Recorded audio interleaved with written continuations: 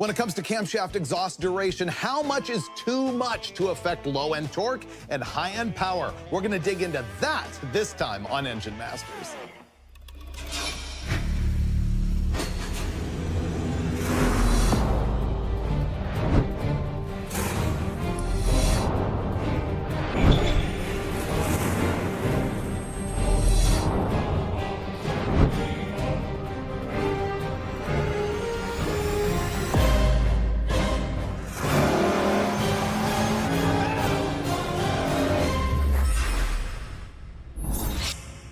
The camshaft is the heart of an engine, and we test a lot of them on Engine Masters, focusing on each individual component of the grind to try and find out how it affects performance. And this time, we're gonna ask the question, can you have too much exhaust duration? Specifically, we're talking about split pattern cams where the intake duration is less than the exhaust duration. Now, we did this once a long time ago, and we tested single pattern cams versus split pattern cams, meaning single pattern, same duration on the intake and exhaust. Split pattern, more duration on the exhaust than on the intake. And in that test, we sort of concluded, man, you really want to go with a split pattern for a typical street and strip engine under, say, 6,500 RPM. Not a very specialized engine. But then I asked myself, what happens if you go really extreme with bigger and bigger and bigger splits? More and more and more exhaust duration? So that's what we're gonna do here. Now, to understand this, let me explain the basics to you just a little bit. What is camshaft duration?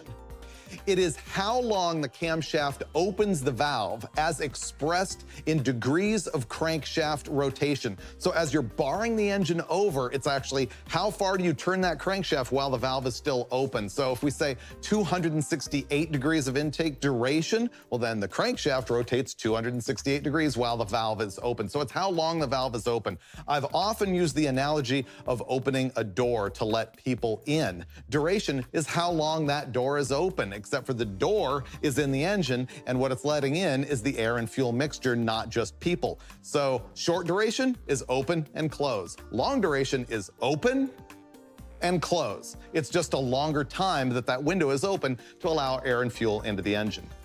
So the camshafts that we're gonna test here have what's called a split pattern. Once again, the intake is smaller than the exhaust on duration. So we've got a 268-degree lobe on the intake on all three of these custom camshafts from Comp Cams, who made these custom grinds just to help us do this test. So 268 is the same lobe on all of them. Now the exhaust duration is gonna change. We have a 4-degree split by having a 272 duration exhaust lobe on the very first cam. The next one's a 10-degree split, 268 on the intake, 278 on the exhaust. And the last one's a 16-degree split, 268 on the intake and 284 on the exhaust. And we're gonna find out what that does to performance. But one of the things you have to know is that the lobe separation angle is the same on all of these camshafts. So as the exhaust duration gets longer, you necessarily end up changing the exhaust opening point, which is earlier, and the exhaust valve closing point, which is later. And when you do that, you also affect the overlap. So the way the cam is ground, it's impossible for us to narrow this down to just one variable. You're gonna have to deal with more overlap, but maybe more importantly, a change in that exhaust valve opening and closing point. And that might end up having more effect on the overall performance than we know. We'll talk about that as we go. First, we're gonna test the smallest cam, then we're gonna progress to the bigger and bigger exhaust duration. Here's the engine that we're doing it with. It's a little bit unusual because it is a small cubic inch big block Chevy. Typically, we like to go to the moon, but this one's only 478 cubic inches, a 4.5 inch bore, a 3.76 inch stroke. It's a 12.5-to-1 compression engine, and the cylinder heads are a really good Dart Pro 1 CNC. They're 365 cc's on the inlet track. I should pause there for a moment to tell you that many engine designers will base their camshaft split duration on the flow ratio of the intake port to the exhaust port on the cylinder head. And this is gonna have a really good flow ratio. But I'll tell you from our experience that regardless of the cylinder head design, the camshaft grind tends to make performance changes that are directionally the same. If you have a different, flow ratio, you might end up seeing a different percentage of shift, but we're still gonna be able to learn something here, even with that good cylinder head. Now we've topped it off with an Edelbrock Super Victor, and of course we have a Holley Dominator up top, and the killer Moroso oiling in this thing. The engine should make about 750 horsepower. So here we go, we're gonna sit down with the Steves, see what they think of this program, and then we're gonna start making noise with our little 478 big block Chevy. All right, guys, I think I sorted this out so it's ridiculous excess. I wanted to test things to extremes to see what happened. The cams that we're gonna run, intake and exhaust ration 268, 272, 268, 278, and 268, 284. Wow, well, that's a big split. That's what you want. You think so? Oh, yeah, you really want to be able to see the difference. So what the trend is, you want to take big bites. Now, this is bigger than anything I've seen. Have you ever seen 268, 284? Not 268, 284, but I've certainly seen 282, 284, 300, 302 on the bigger inch motors, where there's certainly that spread, typically in nitrous applications. I think the interesting thing here is not applying it to an application like nitrous, but just seeing what trend it has to the engine. I mean, does it increase engine speed? Does it help carry further? Does it lose something somewhere? I mean, this is exciting. And on top of that, I have never seen this engine with our baseline 268, 272 cam, or with this particular version of this intake manifold. So I'm curious what power it makes with this new and smaller camshaft. Less than it made with the bigger and taller camshaft. No way! Because if that's one thing we've learned on Engine Masters, it's that big cams make power. No kidding. Yeah, no kidding. Wow. Duh. So we did make it a little bit smaller, but it's still gonna show us the trend of what we're trying to see with exhaust split. I'm ready for the baseline. Me too. Me too.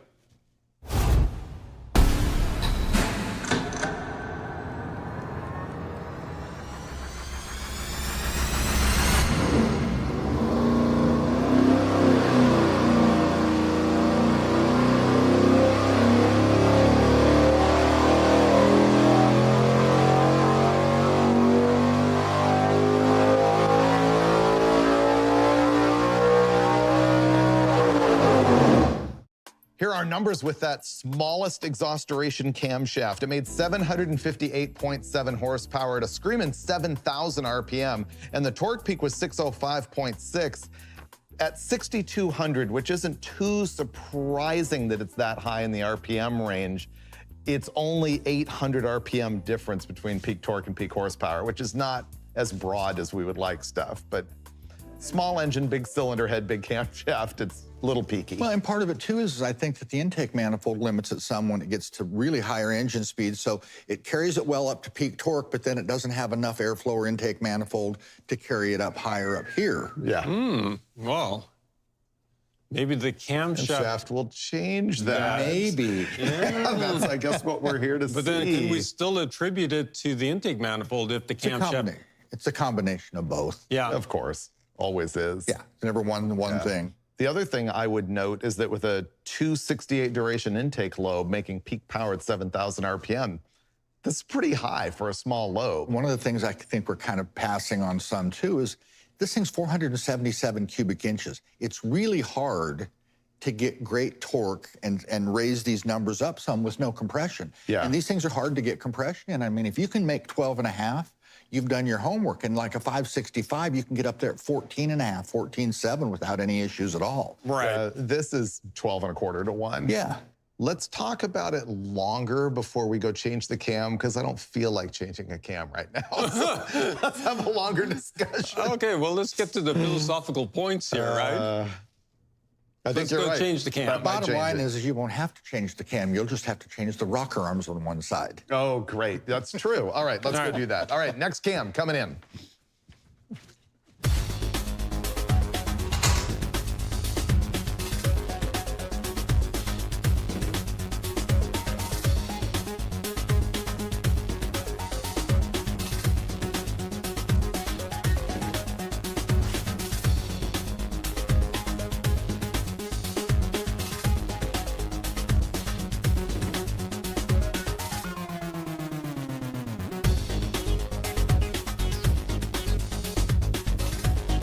The camshaft I'm installing right now is the 268, 278 exhaust duration. The one we just removed was 268, 272, so it's 6 degrees larger on the exhaust.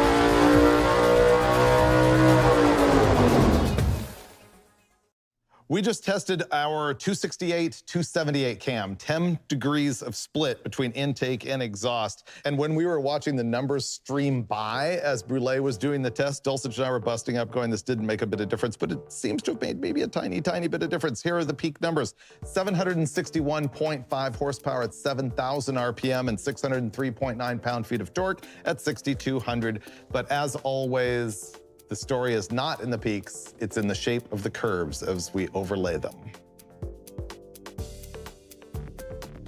Black lines are the test with the greater split in exhaust duration. Red lines are with the 268, 272 camshaft. Oh yeah, mid-range torque was better before, and low-end torque. Horsepower.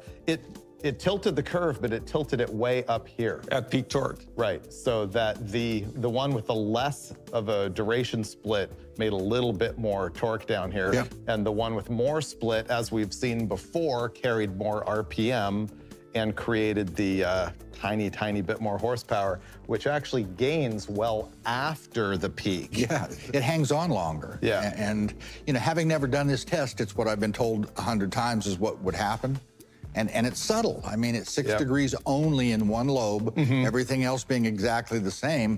So I think the trend is there. It's subtle. I thought because the overlap increased when we increased the duration of the exhaust lobe that we might see the mid-range come up.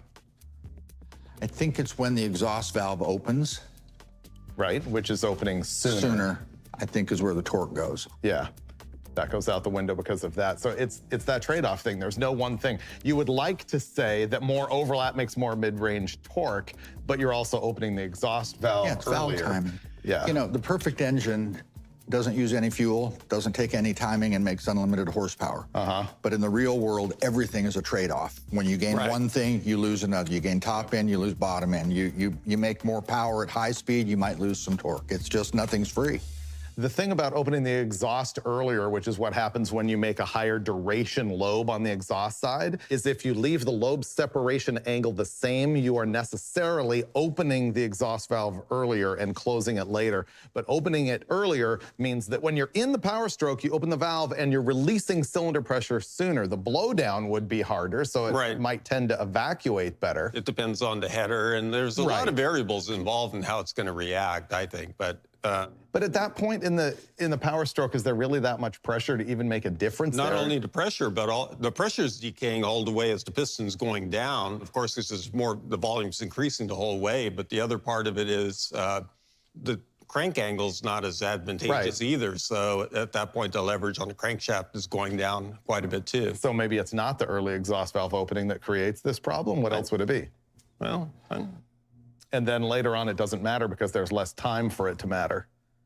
Yeah, I mean, there's still something there, though, so who's to say exactly? I mean, it's an unfavorable crank angle, lower pressure than it is, you know, earlier in the event, but, you know, there's still some pressure and there is still some crank angle, so maybe that's what you see. This much. Yes. That would be my guess. Could it have anything to do with the reflected wave on the intake valve when the exhaust valve opens? It can. It can definitely affect how it's drawing the inlet in. Yeah, for sure. All of that stuff. And without like dyno testing to refine the intake and the exhaust and everything for every single camshaft, you don't know. Again, I think this shows trends, tendencies, kind of what it does and why. And the question now is when we add 16 more degrees of exhaust duration, does this tendency continue to work in that same tilt, or do we go completely off the plot and mess something up so the engine runs really horribly? I know how we find out. We go change the cam. Yes, you do. All right, one more cam swap coming up.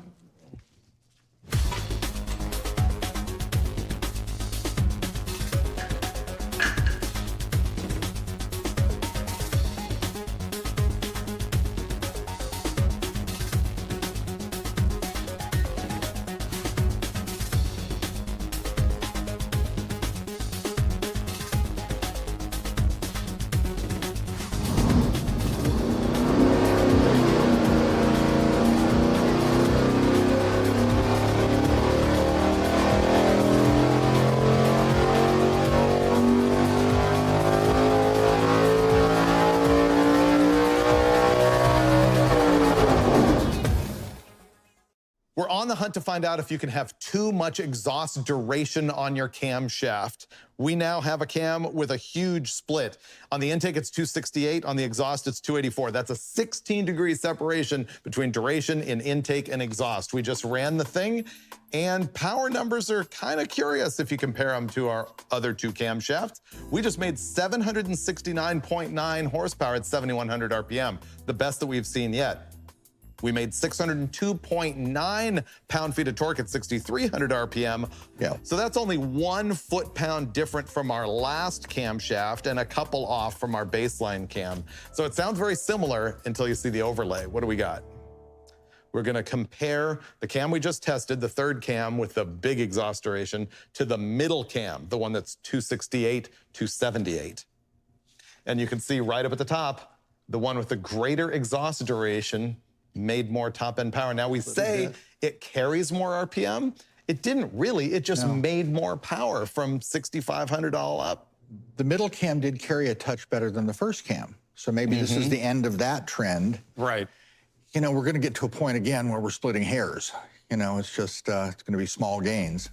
Yeah, it's interesting how it's a minute difference here and here, although that's a little bit more significant, and down here, and then the same right here. Just who knows what's going on with all those resonant waves doing everything. Exactly, that's where I was headed with it, is the resonant wave stuff. Yeah. Huh. Let's clear off the middle one, and I just want to see the base cam, the one that we would normally run, a 268, 272. Like, yeah. Usually a shelf grind's like a 6 degree, and this is a 4-degree split. But let's compare the baseline to what we just did. There you go. That's the difference between our baseline camshaft, which is a 268, 272, and our one with the most radical split, which is 268, 284. The black lines are the radical split. The red lines are the baseline cam. And you can see it's absolutely tilting the curve.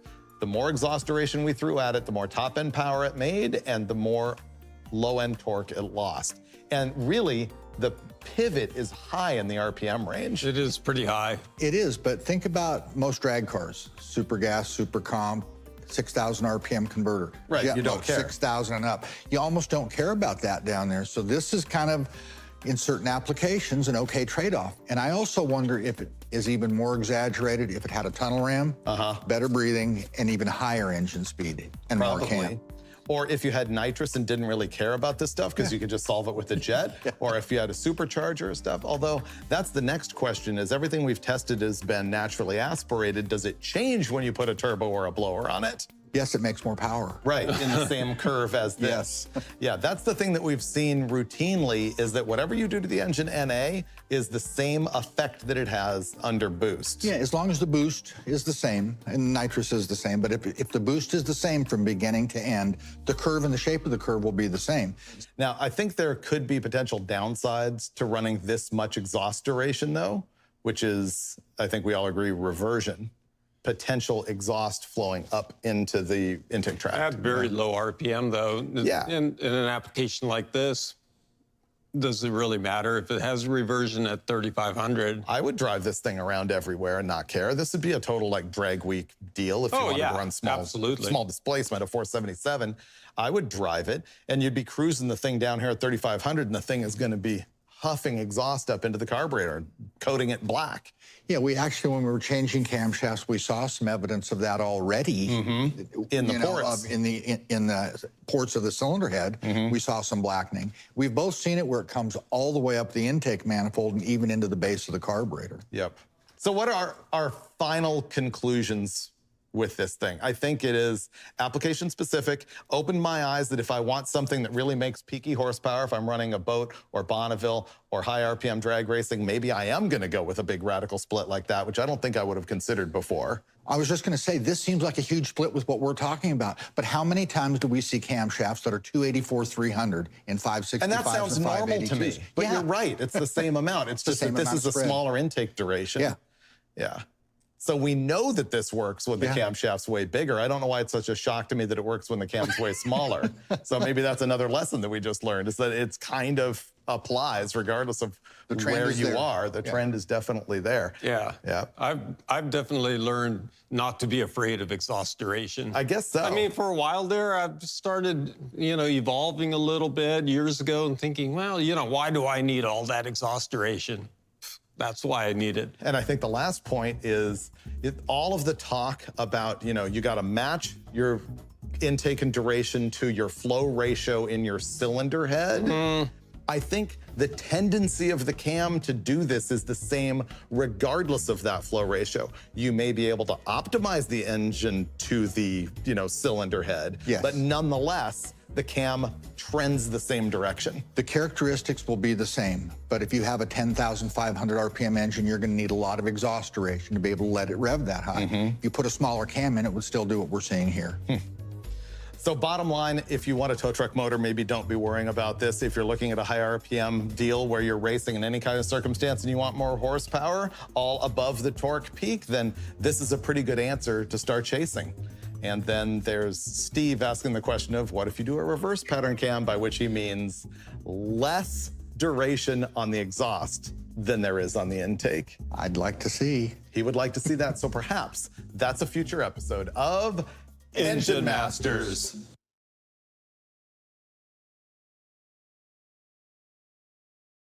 Step tube headers, merge collectors. Is it like super exhaust magic power making? Or is it just sort of eh? Well, we're gonna try them out this time on Engine Masters.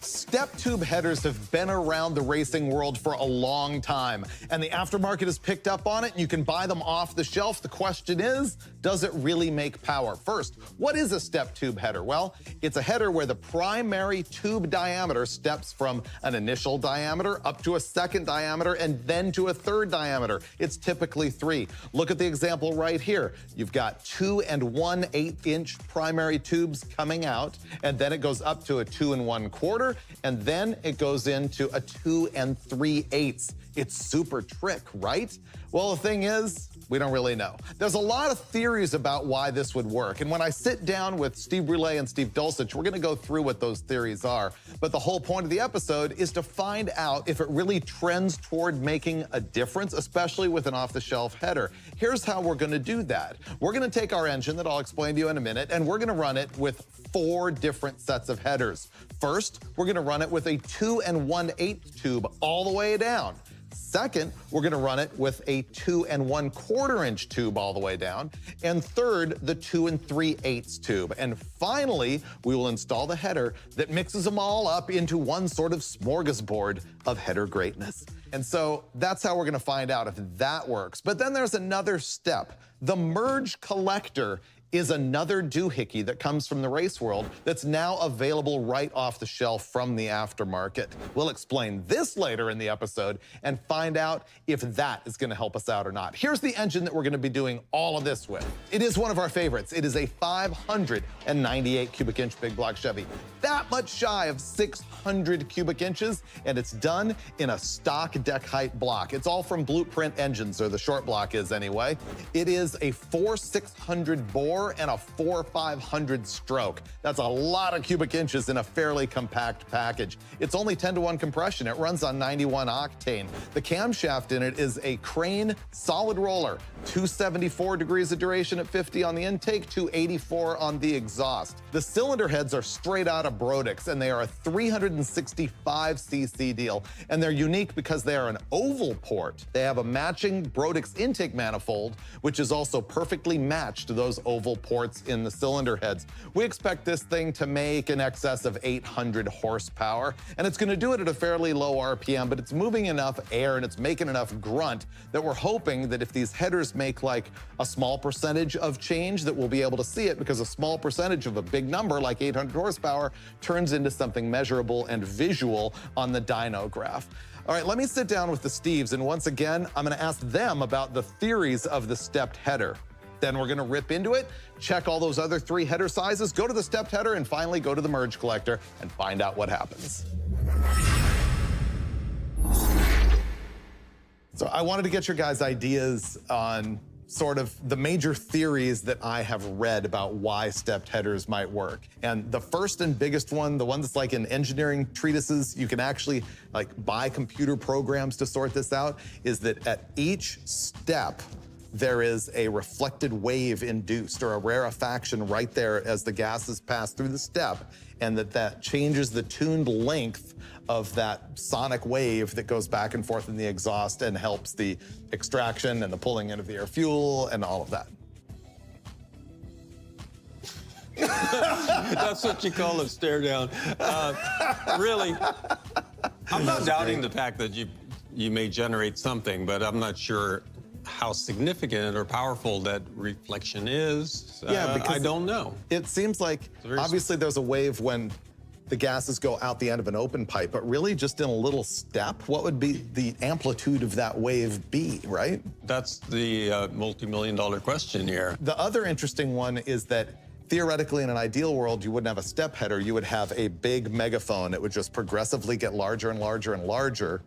But the argument about the big tapered megaphone is that it affects the reflected wave and amplifies it on the way back, and therefore amplifies it also on the induced wave in order to have a greater effect. So going back to the first one, we had the question of amplitude, and you're saying that the cone will give you the maximum amplitude, but is it just one reflected wave, which is normally what you'd expect up a primary tube? I don't know. Yeah. Yep. They were on the Monster Mobile, so I think they're cool. Boom! That's a good idea. I like that. That was a good pull. And then the last one, which I sort of buy into, is that it all started because you couldn't bolt a giant header tube to the flange on the cylinder head. Yeah. So you needed to come out this far with a smaller tube before you stepped it up to a bigger tube. Yeah. So that's all sort of the engineering stuff behind this, and clearly there's a truth to all of it. The question is, does it apply to your life, and will you ever figure it out in your under chassis header on your car with your particular cylinder head, camshaft, intake manifold, everything else? And so what we're really trying to do here is see if we can spot a trend of any kind. Of any kind. Right. And so we'll do that by starting with which header? 2 1/8. Ready? I'm ready. Let's go. Brule just left to go fire up the 598 big block. What we're gonna do is run the 2 1/8 inch header, then the 2 1/4, and then the 2 3/8, and then we'll come out and sit down and see the results.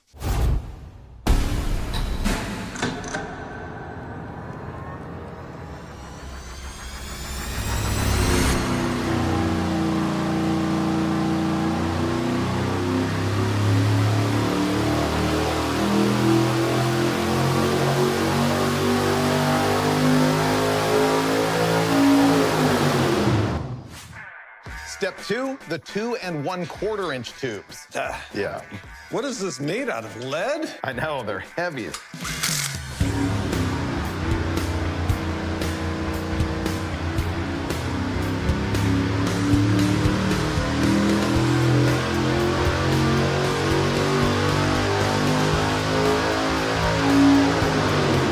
Now we're in the middle of installing the 2 3/8 inch header. Look how much bigger the hole in the header is than the actual exhaust port.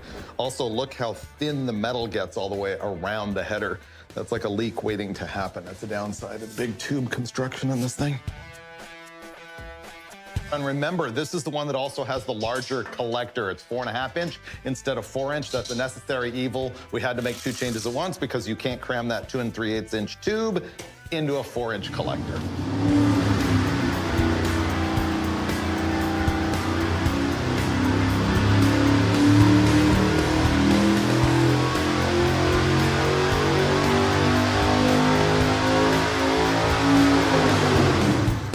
From watching the data flash by here on the screen, Dulcich and I had eyebrows raised. There's something strange going on. Yeah. So we're gonna have to have a look at that, and then we will show you the graphs because I think it's not what we expected.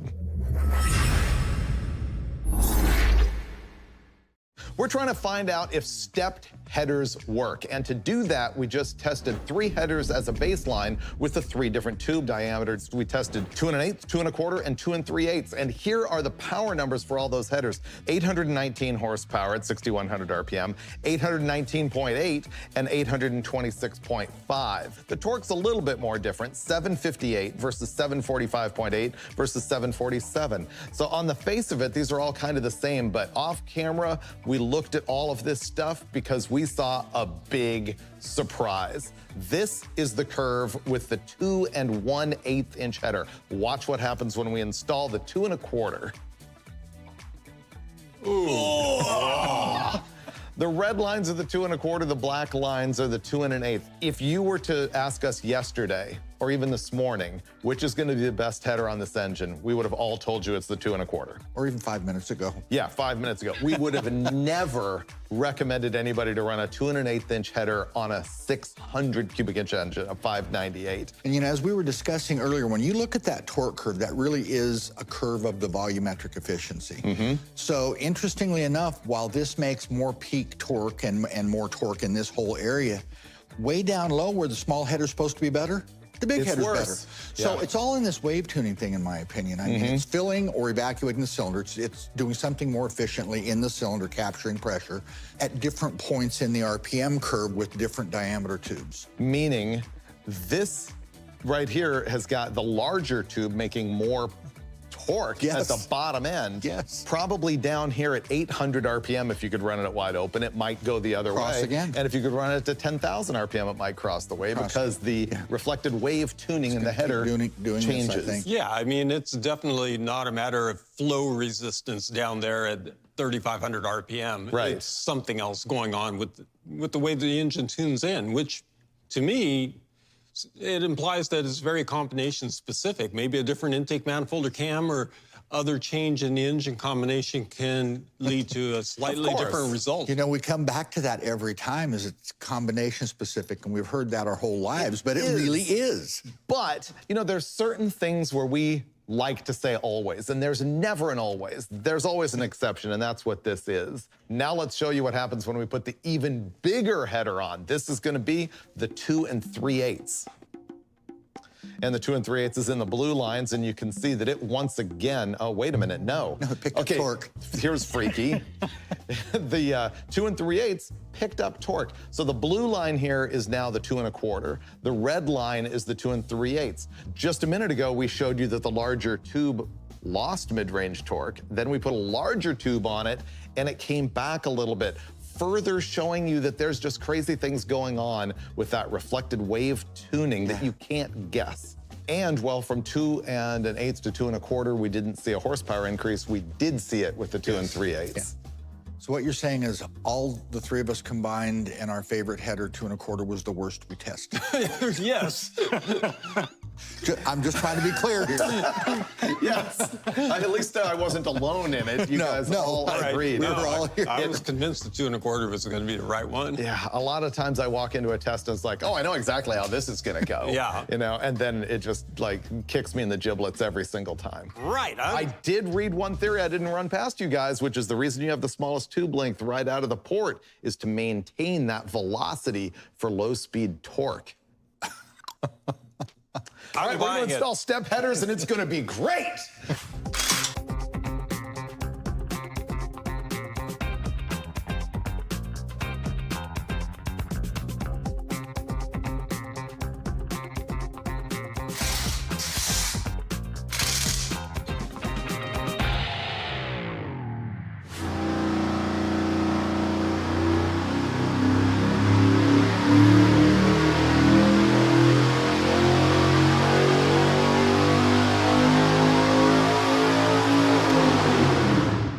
you think, Steve? I really couldn't tell. Don't know. It seemed good, and then it seemed bad, and then it seemed great, and then it seemed terrible. So somewhere in that range.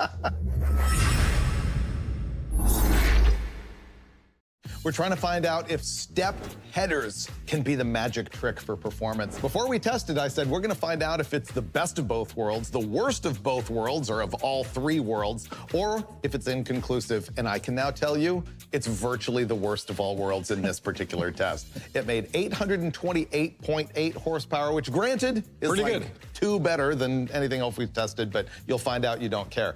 And the torque on this is 745.8 pound-feet. Now look what happens when we compare this to what? You want to go with the 2 3/8? Yes. Yeah, or do you want to go with our best header thus far, which is the 2 1/8? We better go 2 3/8. Okay, let's have a look at the 2 3/8. Uh-oh. So the black lines are the step header and the red are the 2 3/8 straight tube header. And you can see the step header is no better anywhere, but actually destroys power at every point below 5,000 RPM. Now we're going to show you the stepped header versus the 2 1/4. 2 1/4 is in red. So the step header did make more power up top compared with the 2 1/4. But again, the step header did not make the torque. But if you think that's bad, wait till we show you the step header versus the 2 1/8 mind blower. Okie dokie, the black lines are the step header, the red lines are our 2 1/8. You can see the step header, which performed about the same as the 2 3/8 all the way up on the top, is making more horsepower, but wow, did it give up a lot of torque until you get all the way back down here, in which case the step header is better. I mean, this is really confusing to me, kind of the trends that we're seeing or not seeing. I mean, this might be, I don't know, some application in some race car, but God, you just give up so much everywhere. It's just the wrong thing to do. Well, but I think the answer specifically with the stepped header is there's no science in it at all. Basically, manufacturing determined where they were going to put the steps in, and they're not at all tuned for this application. I think if you wanted to have any hope of working with a stepped header, you would need to dyno test over and over and over and experiment with the links. You could start with one of those computer programs with the flow dynamics and the rarefaction and all that stuff. I think you got to test it to know. We know nothing. Here's the next tidbit of information I have, and this is from a, I will say, incredibly reliable source. Modern pro stock cars with their naturally aspirated 500 cubic inch engines, many of them use step headers. You know what they all use? What? Merge collectors. Yeah, no. They do. And so the next thing that we're gonna do is pick a header, and I'll show you all about what a merge collector is, but let's decide amongst ourselves which header are we gonna try it on. I mean, we only have it for the 2 bigger headers because we never saw the thing about the 2 1/8 being best. I know which one I want to see. Put it on the 2 3/8? Yes. You wanna put it on the 2 3/8 because it made the most horsepower? Yeah, Sure, the I'll go other there. aspect that I want to see is that merge collector going to pick up that torque deficit down in the mid-range and yet still make the same top end? And like, maybe that would be the best of both worlds. There's lots of theories about them. There's also a lot of detail about them. So we're gonna go in the cell, install the 2 3/8 inch header, and I'm gonna show you what a merge collector is and why it may or may not matter. This is a merge collector. Let me show you what makes this different. If you look down on this header, you can see that all the tubes come straight into it. They gather all flowing this direction, and then there's a perfectly straight pipe that comes out of them. Meanwhile, the merge collector, once again, has where all the tubes go in, but then they pinch down to a restriction that then tapers back up and out. The other thing about them is that they've got a sort of cone in the middle of all 4 of the tubes to sort of, I don't know, modify the flow as it comes out right there. You can see it deep inside there. So why would they do this? Well, considering the normal header, here's what happens. Each pipe just ends in there, and when it stops, it takes that high velocity, high pressure gas and boom, goes to a low pressure area, which tends to stall the flow. Whereas this They all come together. It creates a high pressure area right here. The idea being that it will continue to accelerate the flow. It's almost like a Venturi. Putting all the high pressure area through a restriction maintains the airspeed. Now, it's more complicated than that. There's a whole bunch of stuff that you can read about it. I gotta be honest, if these are gonna work at all, it's gonna be with a lot of dyno testing. What we're gonna do is just install this off-the-shelf Dynatec unit right here. Next, we're gonna change the headers back to our 2 3/8 inch straight tubes, and then Troy is gonna hack the collectors off, and we're gonna install these. Now, the one other thing I must point out is when we do it, we're gonna end up with a shorter overall collector, and we do know that that tends to hurt bottom end torque even more, which is why I gotta be honest, this is not gonna be a super conclusive test. It's just a big curiosity. Let's get into it.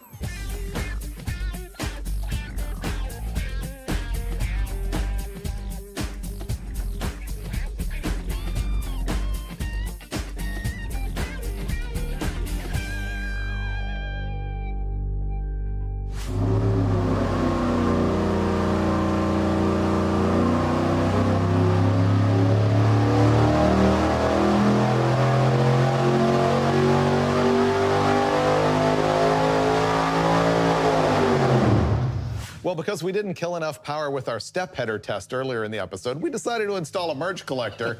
And can we have a look? Here are the final power numbers with the merge collector. It is 826.2 horsepower at 6,200 RPM and 740.6 pound-feet of torque at 5,300 RPM, which, you know what? This is actually not a bad-looking curve until you compare it to before. So you got to pull up, what would it be, C-test with the 2 3/8 inch header. With a standard collector.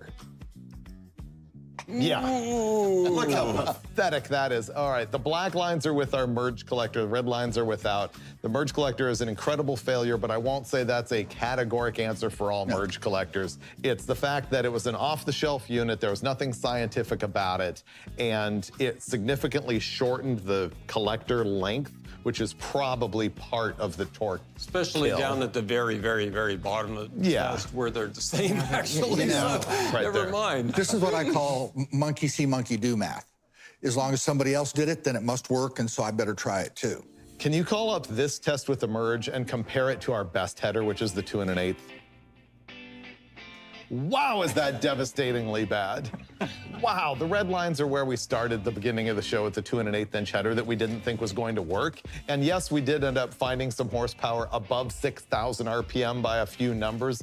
But here's the positive spin about how badly we've devastated this poor engine throughout the show. We have shown that you can really make big mistakes with your headers thinking that you're moving in the right direction. Yeah. And that in itself is a lesson. To Breiberger's point, that's what I was thinking this whole time. It's like an average guy like me who might have like a drag car or a fast street car, and you think, wow, man, the pro racers have step headers, they have merges, they have all this cool trick stuff, and you think you have to have it, and you're spending extra money, and it may not necessarily apply to your thing. Yeah, It's not even shooting yourself in the foot, that's shooting your leg off. Yeah, it really is.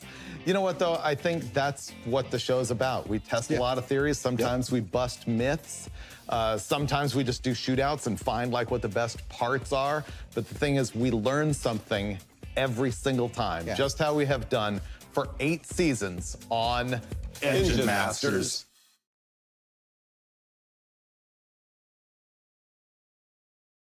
Nitrous oxide, we're gonna turn 570 horsepower into 780. But sometimes you gotta control the violence. And that's what you're gonna see this time on Engine Masters.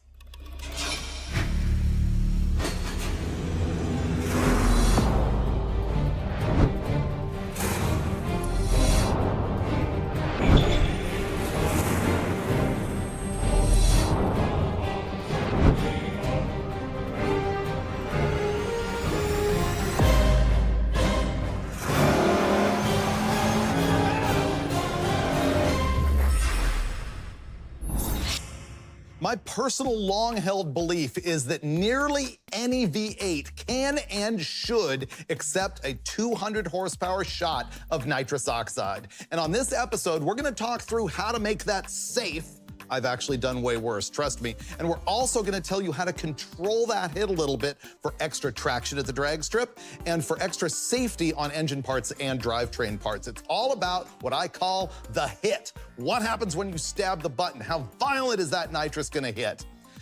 We're gonna do that in a couple of interesting ways. First of all, just with something as simple as changing the length of some hoses, and with something a little bit more high-tech using an NOS Mini 2-stage progressive nitrous controller. So that's kind of the super low-tech and the high-tech, but super simple.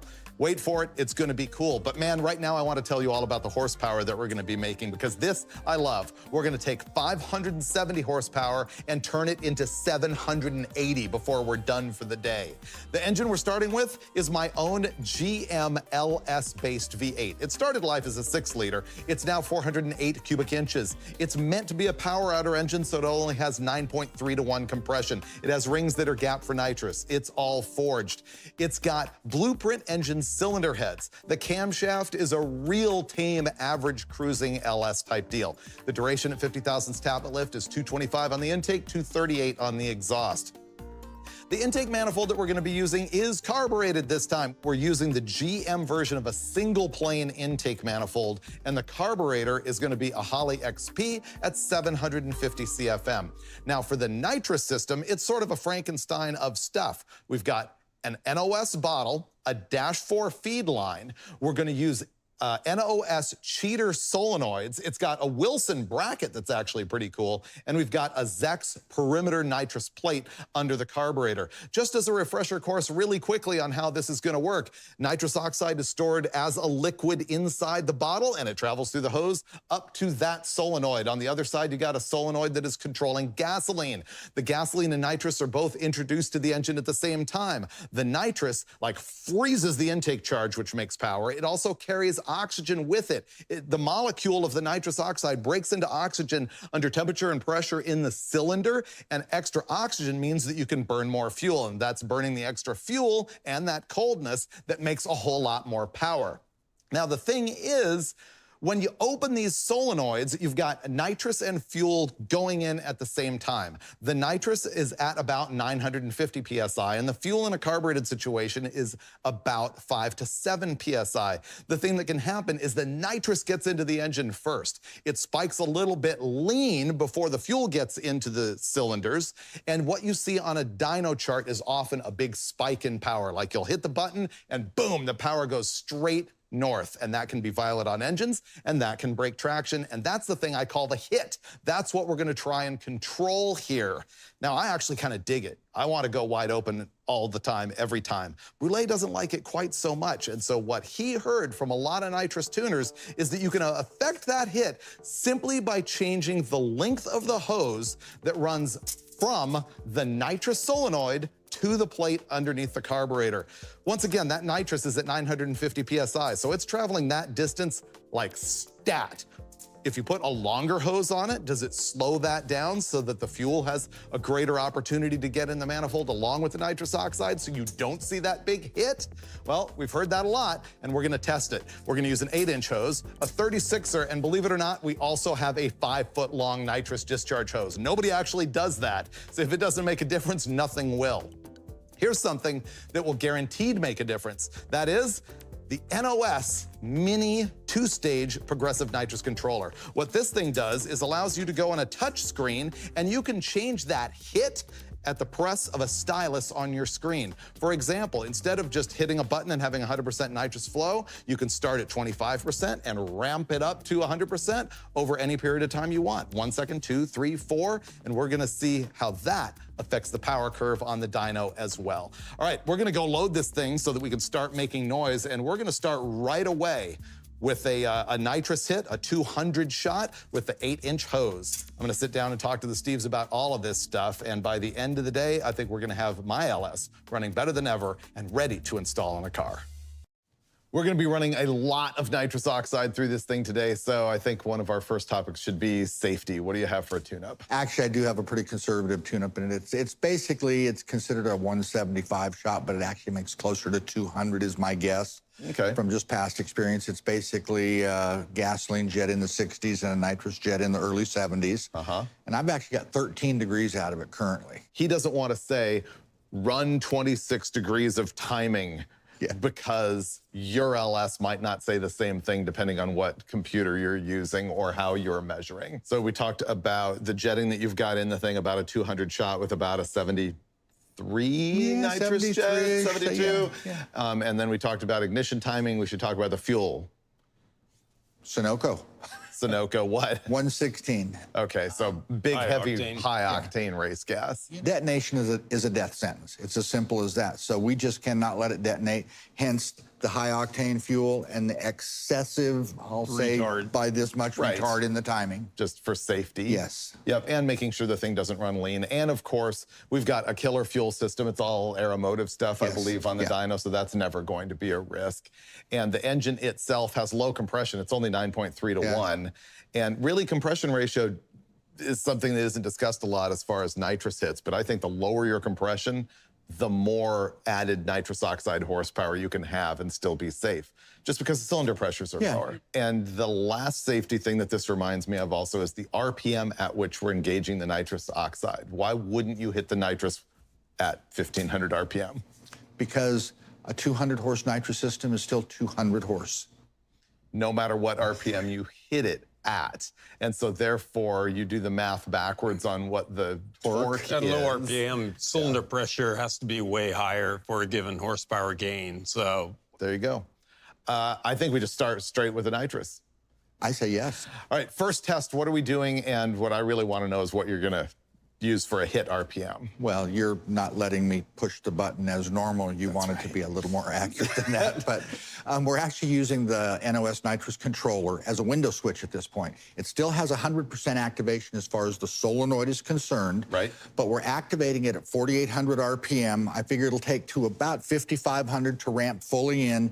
And I'd like to carry the nitrous for about 1,000 RPM. So it will end at 6,500. And the shortest and first hose we're going to start with is an 8-inch long hose from the nitrous solenoid to the plate. Which is like factory. It's like what a kit comes with. Yes. It's the shortest one. Okay. All right, 4,800 RPM, which even though the controller's at 100%, you think's not going to fully have all the air out of the lines and everything and not have the fuel hit the cylinder. No, we've seen this before. It's not a vertical line. It still has to ramp in some. And as it accelerates the dyno, it's almost like a torque converter, you know, drives through it a little bit. And so I'm seeing about a 500 RPM move typically. All right, well, we'll watch all of that. Okay. Cool, fire it up. Brule is ready. He's got his finger on the button. His button is triggering the window switch in the NOS controller. And pretty soon you're gonna see our LS run on its first shot with the original hose, 8 inches. 8 inch.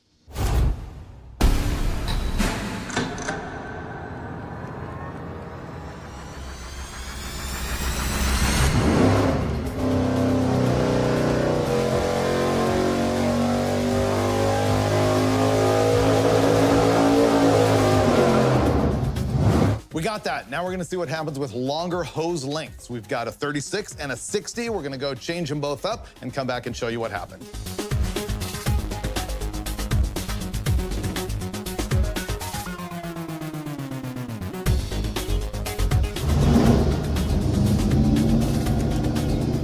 The only change we've made now is the length of the hose. We've got a fresh bottle, same amount of nitrous in it, exact same temperature. We're gonna see what happens.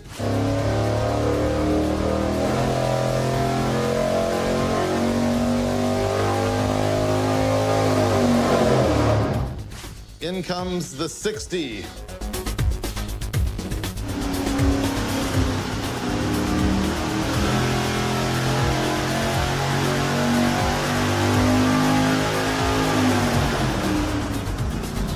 Here's our hit with an 8-inch hose. I'll give you the peak numbers, but the peak numbers are not the story in this episode at all. When we had the 8-inch hose between the solenoid and the plate, we saw 729 pound-feet of torque and 766.4 horsepower. Now look what happens when we go with the 36-inch hose. And remember, the theory we were looking at here is that the longer the hose, the softer the hit on the nitrous. This tells you that that's not true. The black lines here are with the 8-inch hose, and the red lines are with the 36-inch hose. And you can see that when the nitrous is activated here, it tracks exactly the same. And then in fact, the longer hose ends up hitting a little bit harder. Yeah. And sooner. Sooner. Yeah, you're right. Sooner and harder later on. And actually, there's a little bit of a horsepower difference at the top too, which we'll explain. Now let's look at the 60-inch hose, 5 feet long. Same story, Yeah. basically. Basically, it's a 36. Okay, and look at this. This is the 60-inch hose in red. So the longest hose that theoretically should create the softest hit is actually giving an even harder hit. So does that mean that the inverse is true, that longer hoses hit harder? No. What it actually means is that it's really, really hard to get consistent with the nitrous systems on any of this stuff. So you guys are comfortable going, at minimum, in this test on this day, hose length is not a tuning tool. There's no consistent trend that says that it either hits better or hits worse. No.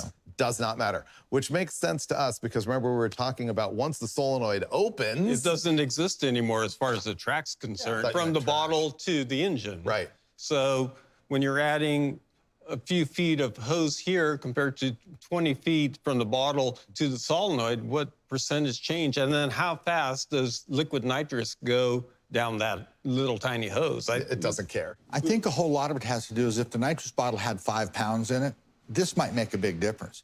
With 950 pounds in it, it's happening so fast, it doesn't see that distance. Which brings us to the next part of the story, which is the real thing that we struggled with here, is that the variance in all these horsepower numbers right here and in how it hit really comes down to the volume of nitrous in the bottle, the size of the nitrous bottle, and the temperature of the nitrous bottle. And so our conclusion on this part of the test, again, is hose length is not a tuning tool, especially at this power level, and the bottle temperature and pressure is huge, and that's going to translate to every power level. Yes. As a matter of fact, it's going to get more radical. Yep. You're not going to be happy unless I show you what this engine makes as a baseline without nitrous oxide. That's the red lines here. We're making 512.1 pound-feet of torque at 5,400 RPM, and it makes 569.4 horsepower at 6,500 RPM. And on this nitrous pull, the torque was 729.9 versus a horsepower of 766.4. So we are seeing a nitrous power gain of 197 horsepower. Okay. I call that 200. Me too. Yeah, because sometimes it gives you 210 and sometimes it gives you 190. It just depends on what mood the bottle is in at that particular moment. All right, let's go in the dyno cell and show you what's going to happen next when we install the NOS Progressive Nitrous Controller. We got nitrous oxide on my 408LS, and we've been testing, trying to tune the way it hits when you stab the nitrous button by using different length hoses. That was a dead end. We saw nothing earlier in the episode on that. I guarantee what we're about to do will work. We've installed this doohickey, which is an NOS mini 2-stage progressive nitrous controller.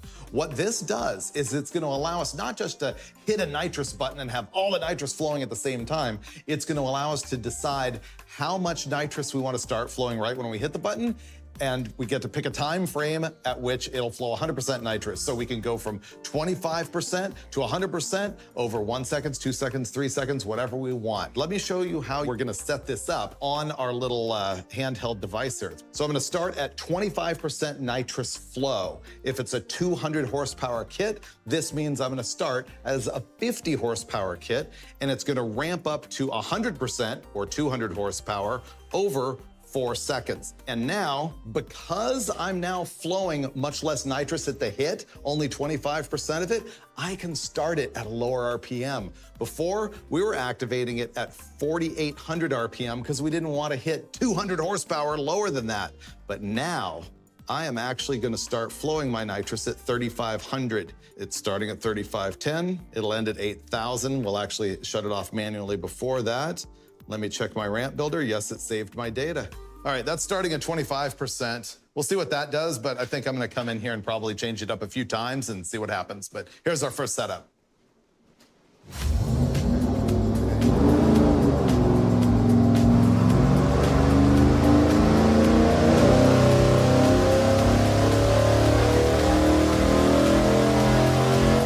We saw what happens at 25% at the start. I'm gonna change to 5% and see if that softens it up at all.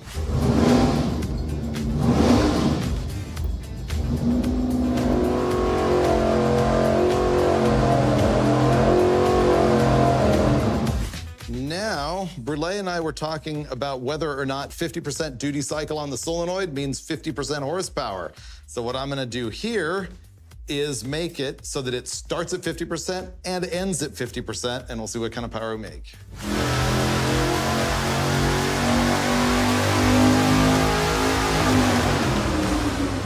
We're back from looking at everything with our little handheld controller. I ended up not just doing one program in it, we ended up doing several things. We're gonna start looking here at our power number that we ran last time. This is the one with the 60-inch hose. We have only got the horsepower plot shown on here. Normally we do horsepower and torque. It's gonna be easier to look at with just horsepower because we're gonna show you what happened when I set up the controller in its initial configuration to start flowing at 25% and then go all the way to 100% over 4.5 seconds.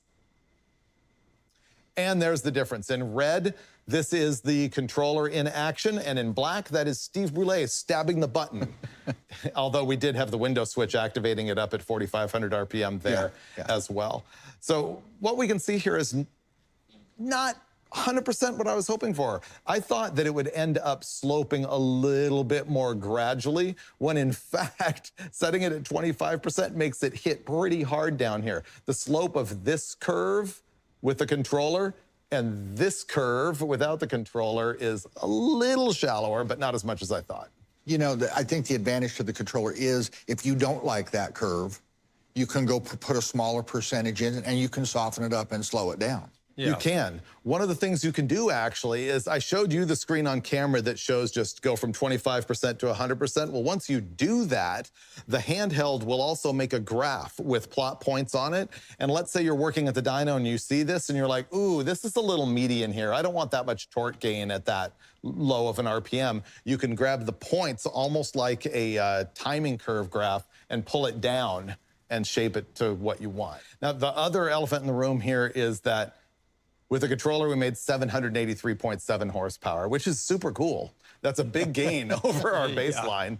But the reason for it is, once again, remember when we were talking about hoses, our big wild card was volume and temperature of the bottle. That was a brand new, fresh bottle, very first hit. Every time we hit a first hit, we would see 780 horsepower. But then, you know, we were fiddling with it quite a lot this time, and we ran it like 5, 6, 7 times in a row, messing with things, and it made about the same 740 to 750 over and over and over and over. It seems that once the initial head is off the bottle, depending on the volume, it will maintain that pressure for a long period of time. Let's show when I pulled it down to have 5% at the initial hit, ramping up to 100% over 4.5 seconds. Once again, we were just talking about how we made a bunch of runs and had lower bottle pressure. That's what you're seeing here. That's why the overall power is lower. But you can also see how it's affecting the shape of the hit, both with a lower bottle pressure and with a less aggressive attack on the NOS progressive controller. Another thing that I did, which was to start at 50% and end at 50%, meaning instead of jetting the nitrous system, I was like, I just want to run less power today because I don't want the track to throw me out for being too fast. And boom, right here in the red line is starting at 50% and ending at 50%. So you can see that it ended up with much less power than we've had on any of our runs. But because it was 50% to start, it hit harder. Yeah. So the blue line here is 25% to start, and the red line is 50% to start. And so you can see the difference in the attack right there. And that's actually with the blue having really high bottle pressure and the red being low. So that tells you that you can really make a difference with that controller. What it shows me is you can kind of do whatever you need to do. Yeah. Okay, it's time to sort of sum it all up. I think the big aha moment in the episode was everything that you've told me for years, that you've heard for years about nitrous hose length softening the blow on a plate system. I was wrong. It just didn't seem to be there, at least not on this test at this power level. It didn't seem to make a bit of difference. No. And then on the progressive controller, it ends up being more tunable than I thought, but probably needing more tuning than I thought. Just in the sense that I thought that this would be much more linear, and I realized, no, you probably have to go in there and mess with it just a little bit, but it's super cool. About a year ago, we turned the guts of this thing to shrapnel, but my 582 big block Chevy is back and reconfigured. I'm gonna find out for the first time how much power it makes, and we're gonna do a showdown of big hankin' race carburetors.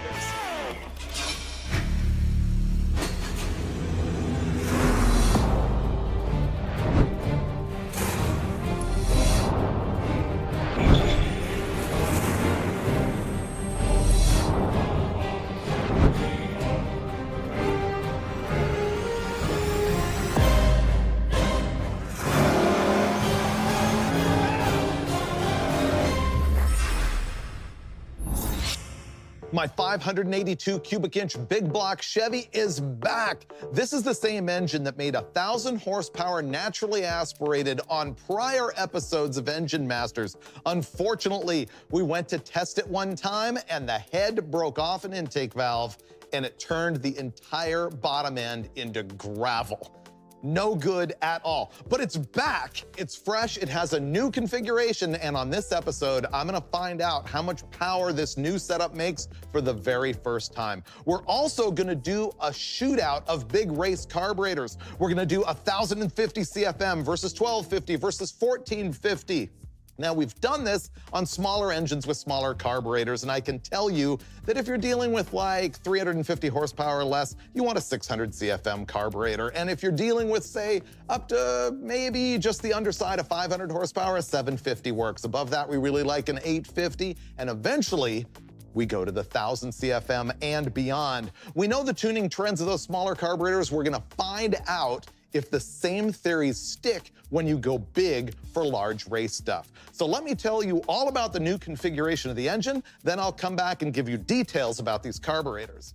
First, let me go through all of the stuff that is the same about this engine since the last time you saw it. It still has Almaroso oiling. The K1 Technologies crankshaft is still there. It's a 4.375 stroke, and with that 4.600 bore, it makes 582 cubic inches. The Comp Cam's cam is the same. It's a giant solid roller. The duration at 50 thousandths tappet lift is 284 on the intake, 300 on the exhaust. It's about 850 lift on both valves. The lobe separation angle is 114. To make that survive, it's on a 55 millimeter bearing. And of course, the heart of it is the same, which is the Dart tall deck aluminum block, which is like one of my most prized possessions. I love the aluminum block. It's such a weight-saving goodness.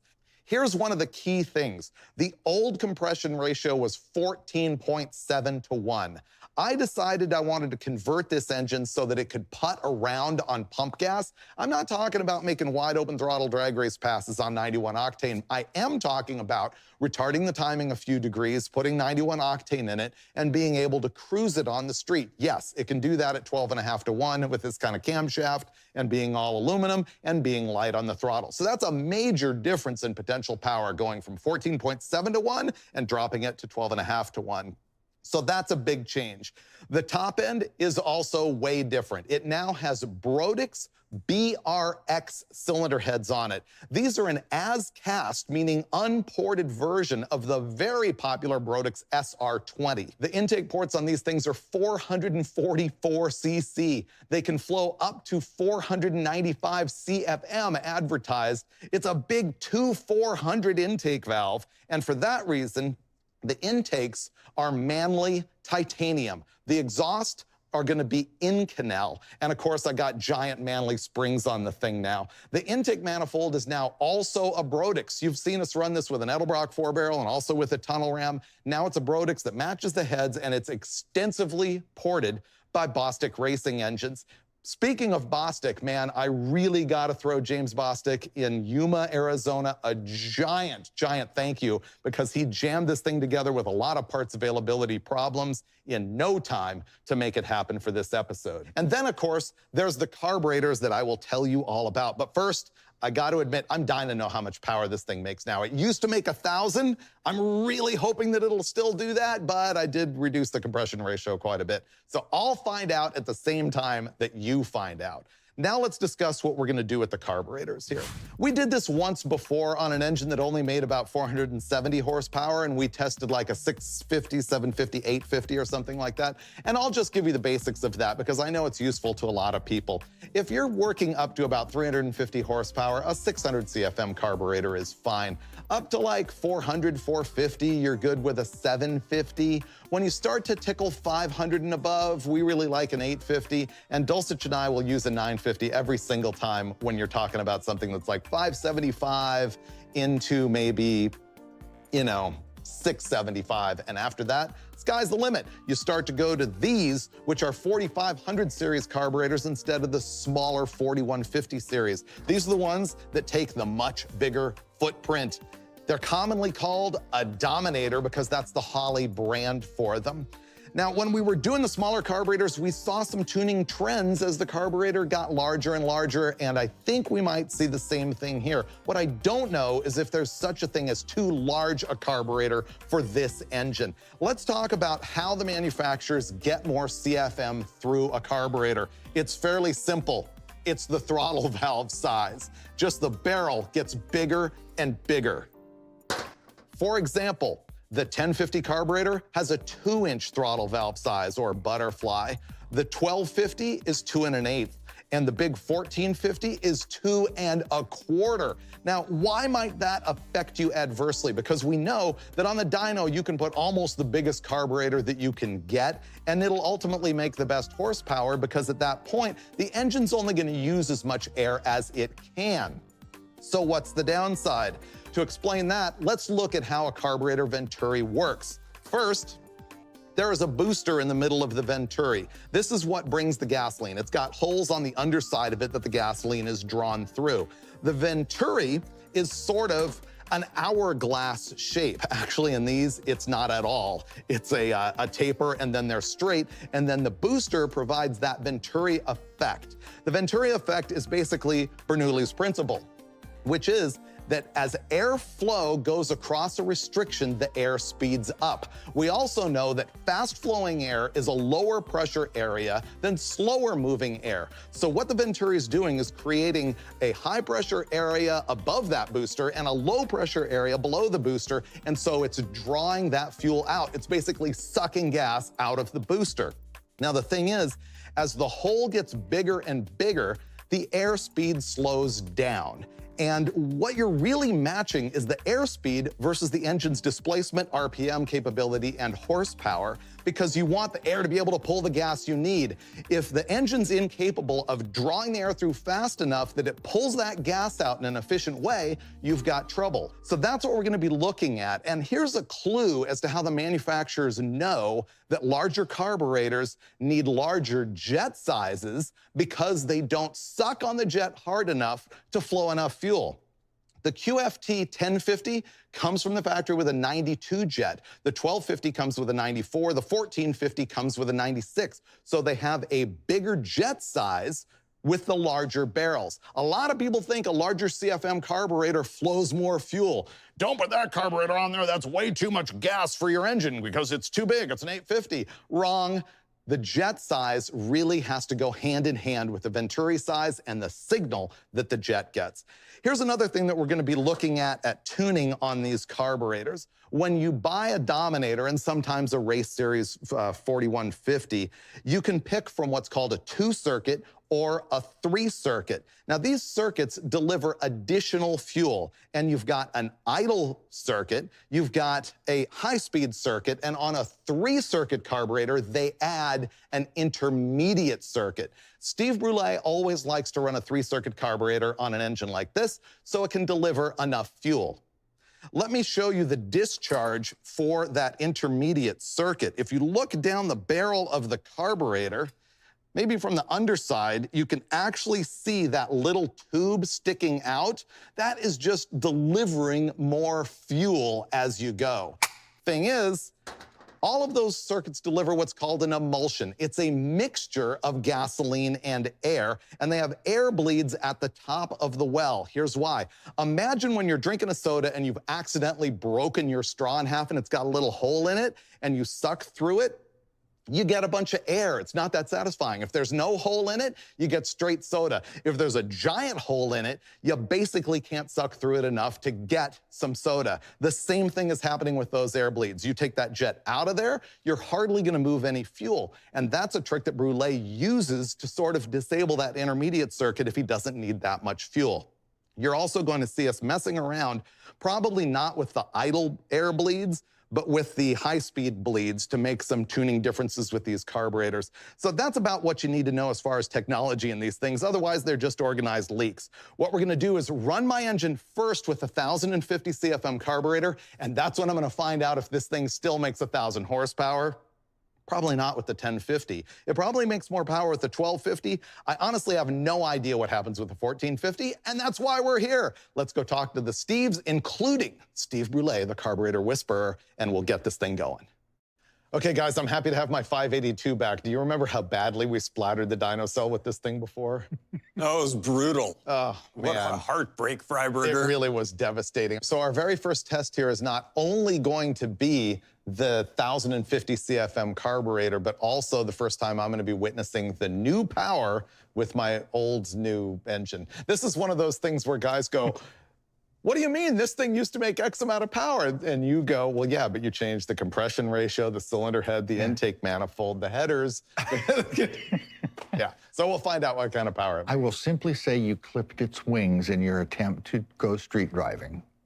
Clipped its wings. That's a kind way of putting it. Yeah. All right, let's find out. I want to know. All right, let's go.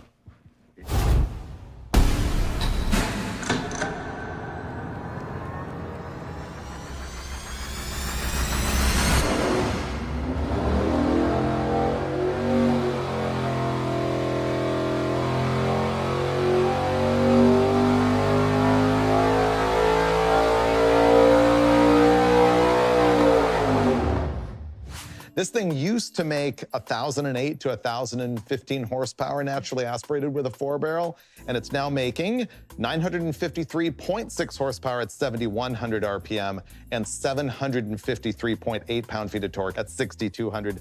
So it's down like 60 horsepower, and that's probably 2 points of compression. That's not a surprise. In fact, if you look at some prior episodes where we were talking about 4% in that sweet spot of 10 to 12 and maybe 3 on the other side of that, you know, 6%, that puts us kind of close right back to where we were. So I don't see it as a surprise at all. I think it's doing exactly kind of what you wanted it to do. Let's talk about what you did in the tune-up, because I think that's going to be a big part of what we're going to see between these 3 carburetors, because I've got the specs right here of what they come with from the factory. And so it came from the factory with jets of 92 in the front and 92 in the rear.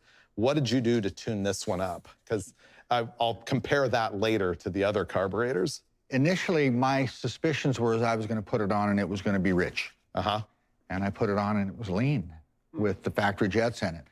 So I just took out the baseball bat and took the big swing. I went from a 38 air bleed, I believe is what it comes with. High speed, yes. And I went to a 23. Oh, really? Because what I find is when you start trying to rejet in that 93, 95, 97 range, it doesn't do anything. Yeah. So I put a very small high-speed air bleed in it to move the jetting way down. And actually, I needed to add about a ratio and a half of air fuel. Got it back down into the low 12s, high 11s, and then... High 11 air fuel ratio. Air fuel ratio. And then I jetted it down by, I believe it was 4 sizes in the front and 3 in the rear. So you went from 92, 92 to 88 and... Yeah, 88 and 89, I believe it was. Okay. So this power curve, I've been on the rich and lean side of it, and this seems just fine. I've been on the high and low side of the timing. and this is the power it makes. So we will attempt to match at least this peak power air-fuel ratio with the other carburetors. Yeah, and no two carburetors are absolutely identical. We'll see a little change here. Maybe the way it comes in is a little richer, a little leaner, but overall it's going to be very close. All right, let's step it up. We're going to go install the 1250 CFM carburetor. Bigger. Yeah.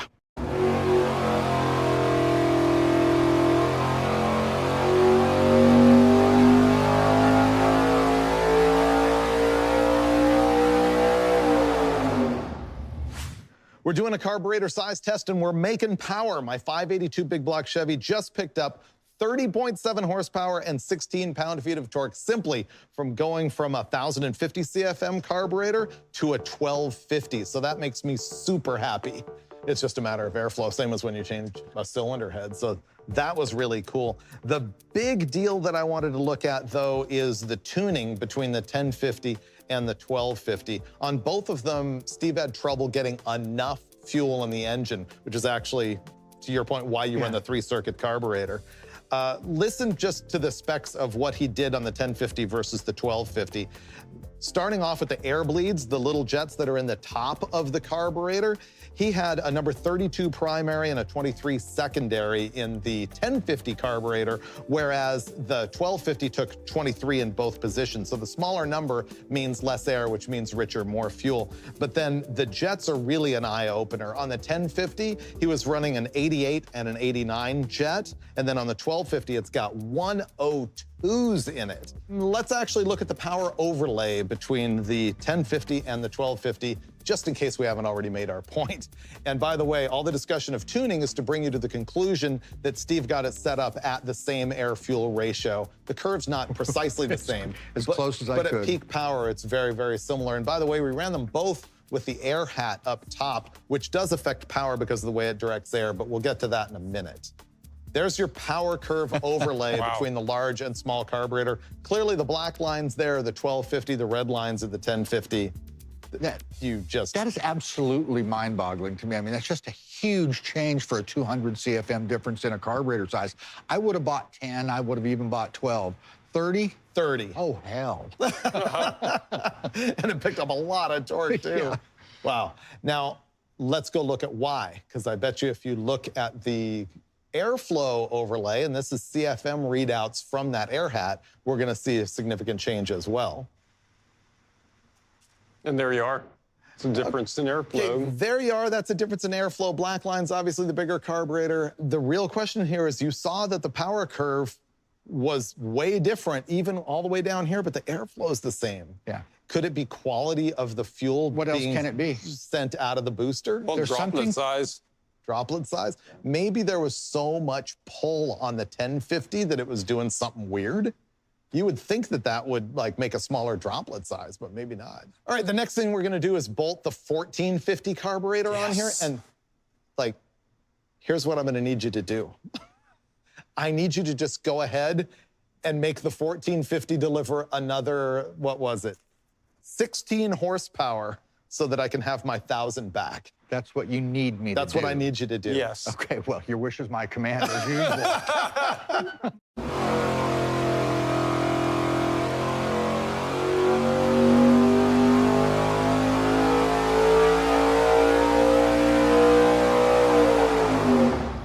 Basically, our 1050 CFM carburetor made 953 horsepower. We put on a 1250 and saw 984. We put on the 1450 carburetor and we saw 986.9 horsepower and 765.5 pound-feet of torque.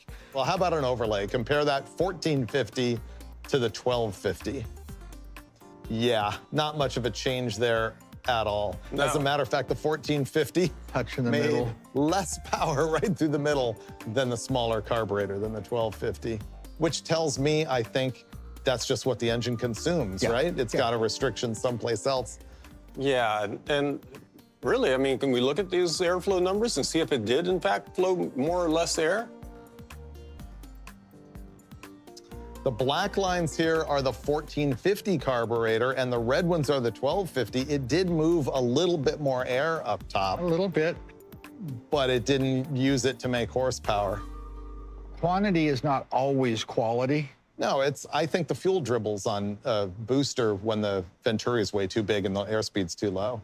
Higher airspeed through the carburetor may actually end up being higher airspeed through the intake manifold. Again, quality of air and how it fills the cylinder, not just how much. Let's talk about the tune-up on the 1450. It was the easiest one.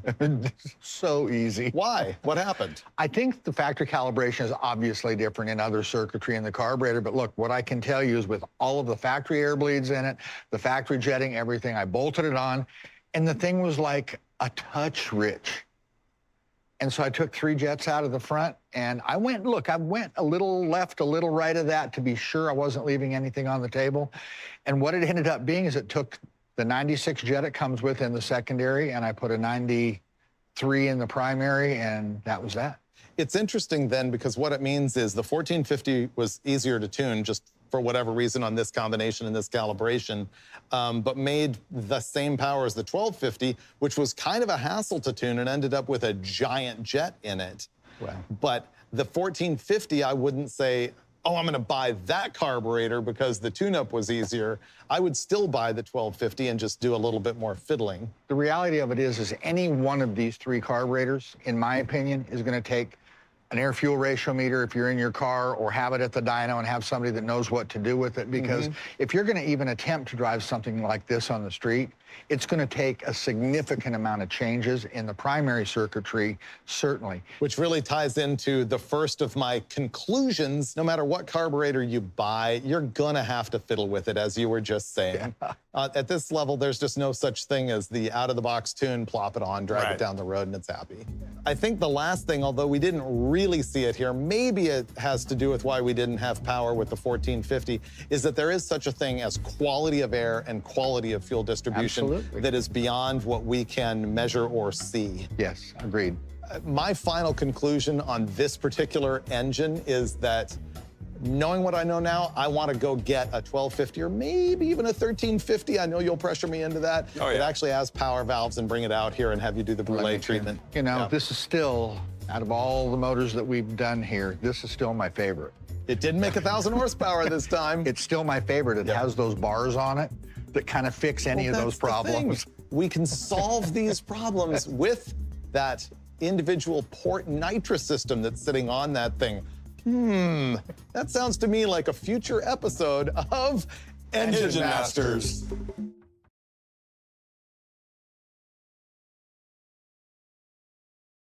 Throttle body, self-learning, super simple fuel injection. It's the hottest thing in the aftermarket, and the latest is the Holley Sniper 2. But how do you install it, and does it even work? And is it better or worse than a carburetor? You're gonna see all of that this time on Engine Masters.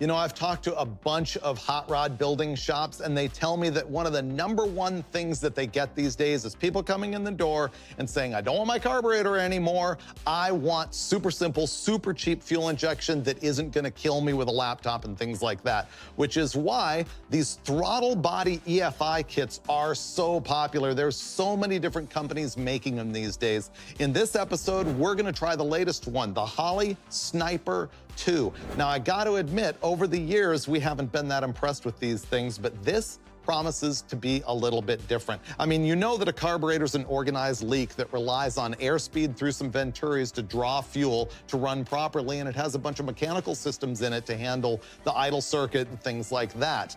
Real, quote, EFI is port EFI, where you get an injector in each runner of the intake manifold, and you've got fuel that's dedicated just to each of the individual cylinders in the engine. And we know that's highly tunable. We know that that's what people use in race applications all of the time. Then You've got the middle ground unit right here, which is throttle body EFI. Almost all of the aftermarket throttle body setups have like an annular ring in there that sprays gas down the barrel, and it's got no booster in it like a carburetor would, so they also tend to flow more air.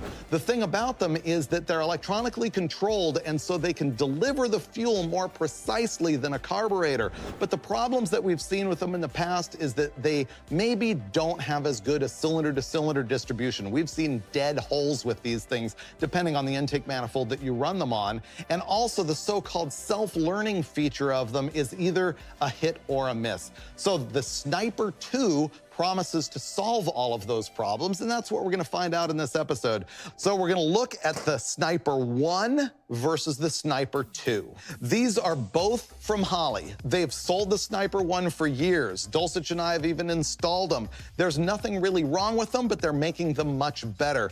They say that there are 14 features that are brand new about the Sniper 2. Let me talk to you about the ones that like affect my life. First of all, this looks way cooler. If you look at the Sniper 1, look how it's all fat this way. It looks like a thermoquad carburetor, and that's actually a benefit to Dulcich, but I don't dig it as much as the narrower look and profile that is here on the Sniper 2.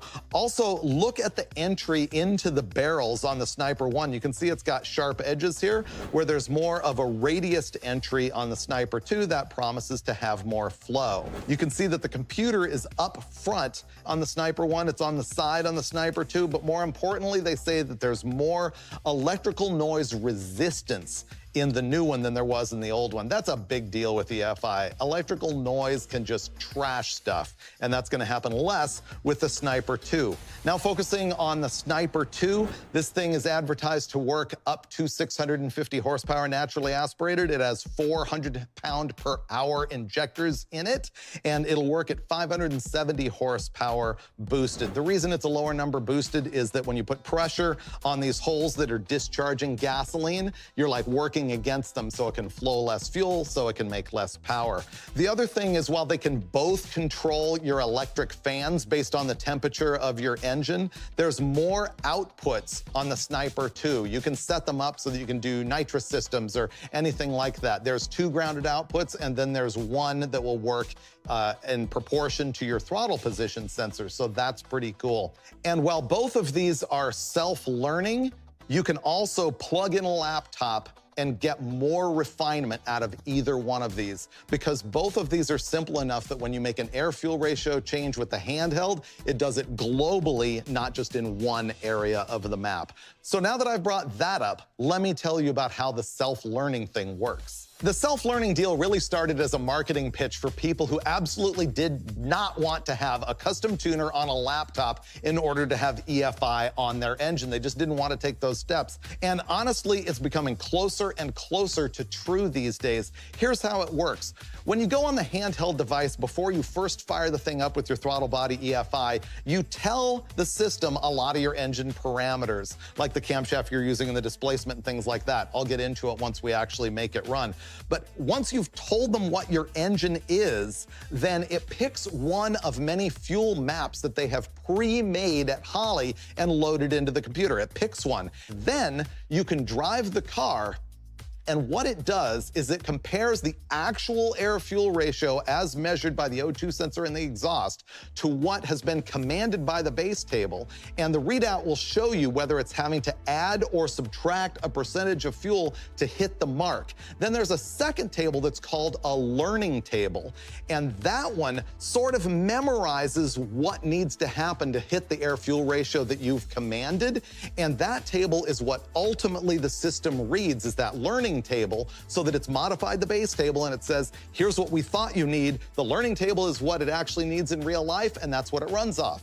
Your goal is to get the thing to run off that learning table so that the computer isn't making huge corrections like adding 20% fuel. It's down to adding just like 2 to 5% fuel to get the thing to run right, and that's how you get it to be super smooth. Now we're gonna test it versus a carburetor, and I'm gonna show you exactly how the installation works on these things. Then we're gonna show you how to make it self-learn, and then we're gonna pull the handle on the dyno and see if there's actually more power or greater drivability or a better fuel curve with the throttle body EFI than there is with the carburetor. The engine we're using here is from Jeff Ginter Racing Engines. We appreciate the loan. This is basically a spec motor that they use in a certain class of off-road racing. It's extremely similar to a GM CT525 crate engine, but it actually starts as the regular 376/525 crate engine.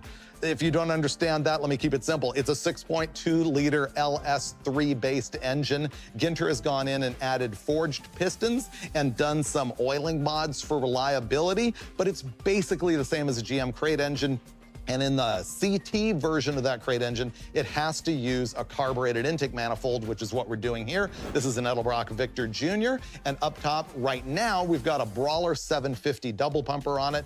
The ignition is going to be controlled the whole time by that MSD LS box that can read the wheel on the crankshaft in these things, send the spark at the right time. It plugs into stock coil packs. And so we're not controlling the ignition with the EFI in this case. We're gonna run first with the carburetor, and second, we're gonna start that tune-up process and decide if the Sniper 2 is super awesome.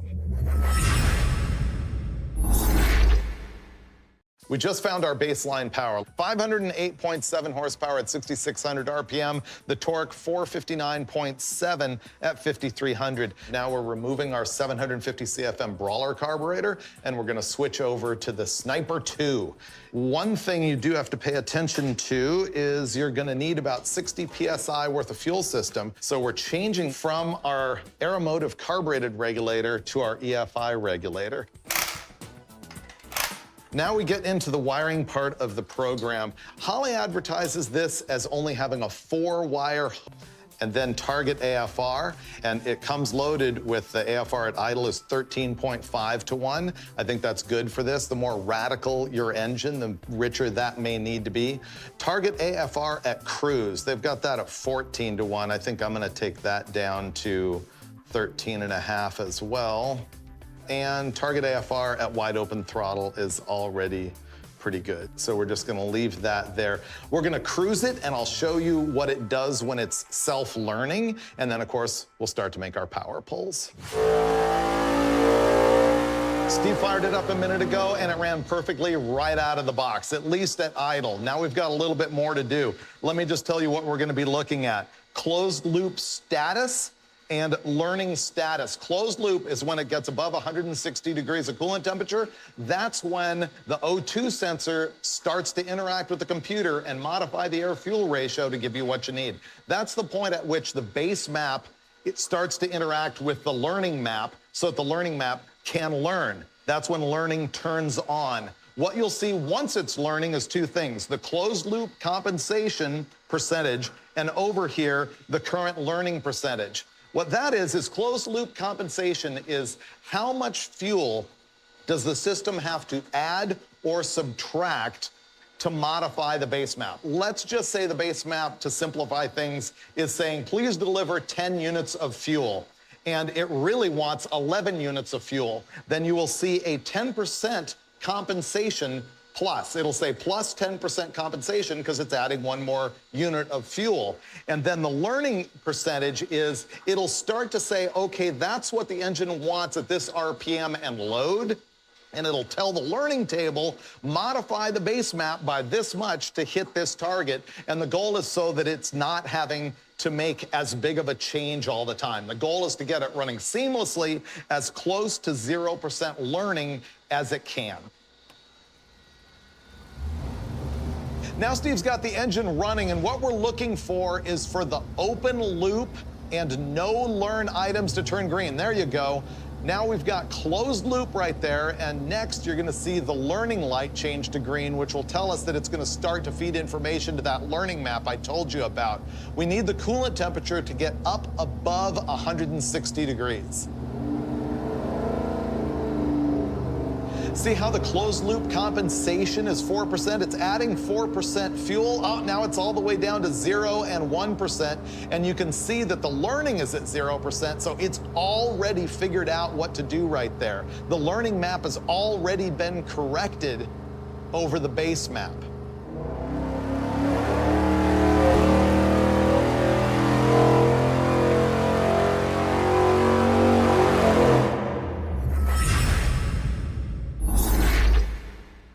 You saw me go in there and set everything on the handheld device, but after that, we wanted to have the computer learn a little bit so that we trusted it to go wide open throttle for a pull. What was your tactic on teaching it?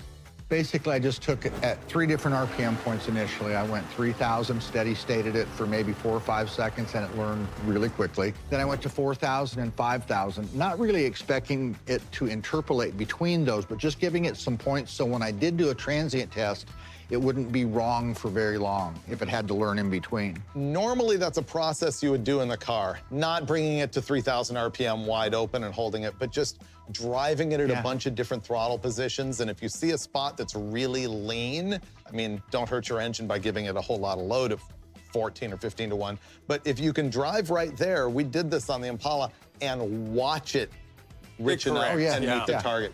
It's tuned up, but is it at the point where you trust it to go for a full pull? I trust it. Then you know what to do.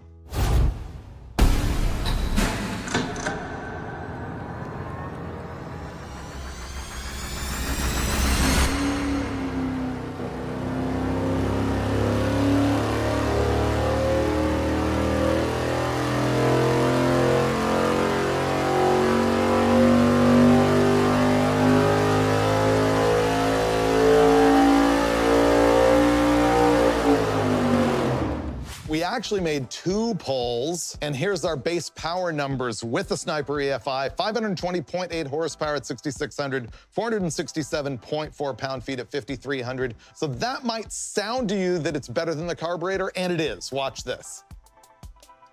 Black lines here are the Sniper, the red lines are the carburetor. It really looks sloppy there in the bottom of the curve up to peak torque. I thought you all you cared about was high RPM, where it made tons more power. I don't want to give up all that torque. The carburetor obviously was better. Yeah, look at this gap right here. Steve nailed it.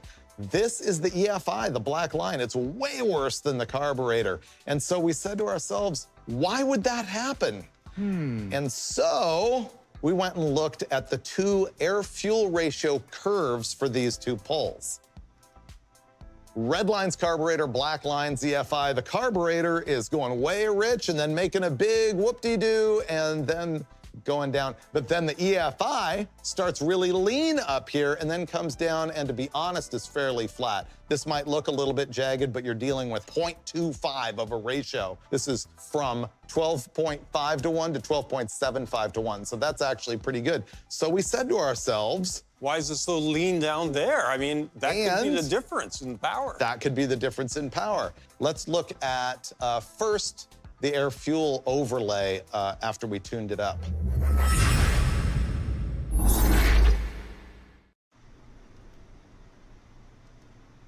And there's the results of our tune-up. Not only is it globally richer by ½ a point, but it's not making as dramatic of a swing here. But this is where it was down on power, and richening it up brought the power back. When we first looked at it and thought the carburetor was rich, the carburetor was really right for that RPM range. It made more power. We didn't train it as much as I thought we did, but we did make it all richer, which was so easy. It was like, done. And watch what that did to the power curve.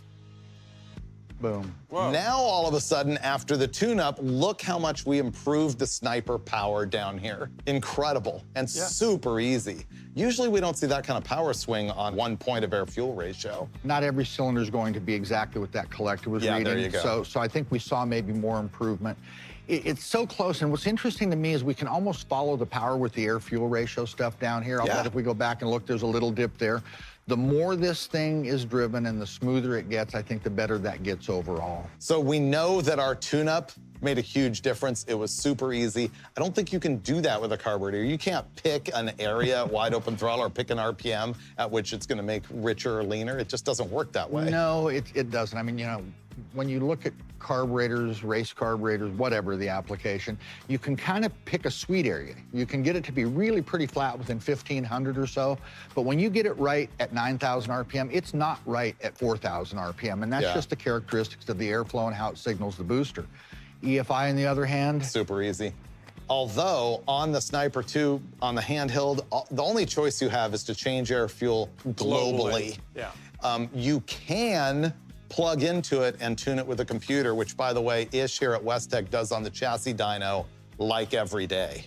Yeah, so you can go in and tune it up, but nonetheless, that simple change That's very good awesome. for a self-learning program with you're just setting a global air-fuel ratio. Give me 12-to-1, and then boom. Boom.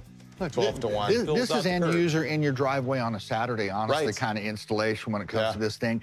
And through that handheld, basic parameters, I mean, it gave us a map that was that fast to start, and it learned really fast. I was amazed.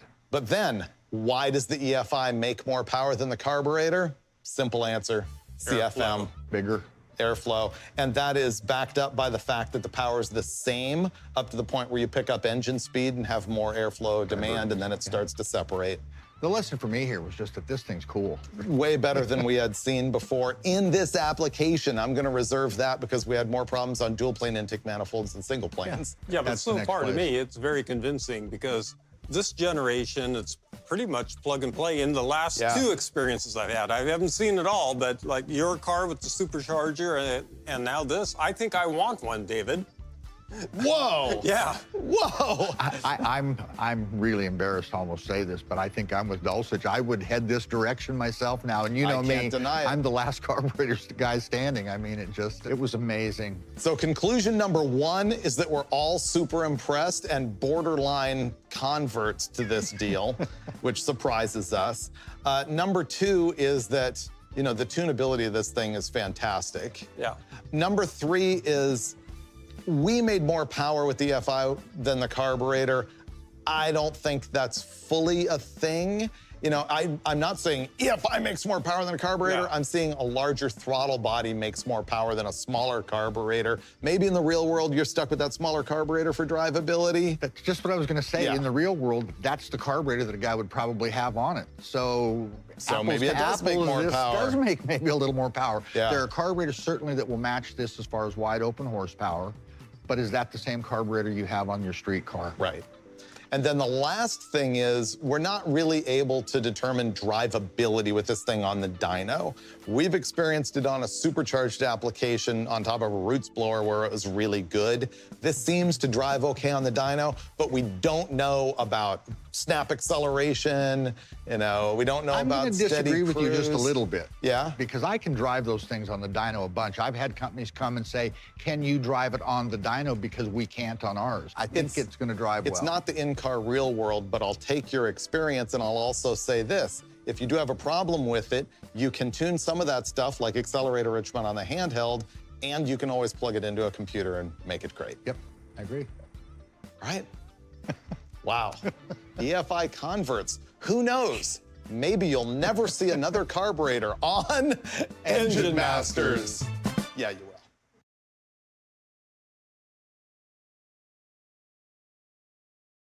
Nitrous oxide is the greatest. It makes power so easily, but do you want the plate system or the direct port system? We're gonna answer that question and show you stuff you probably didn't think about this time on Engine Masters.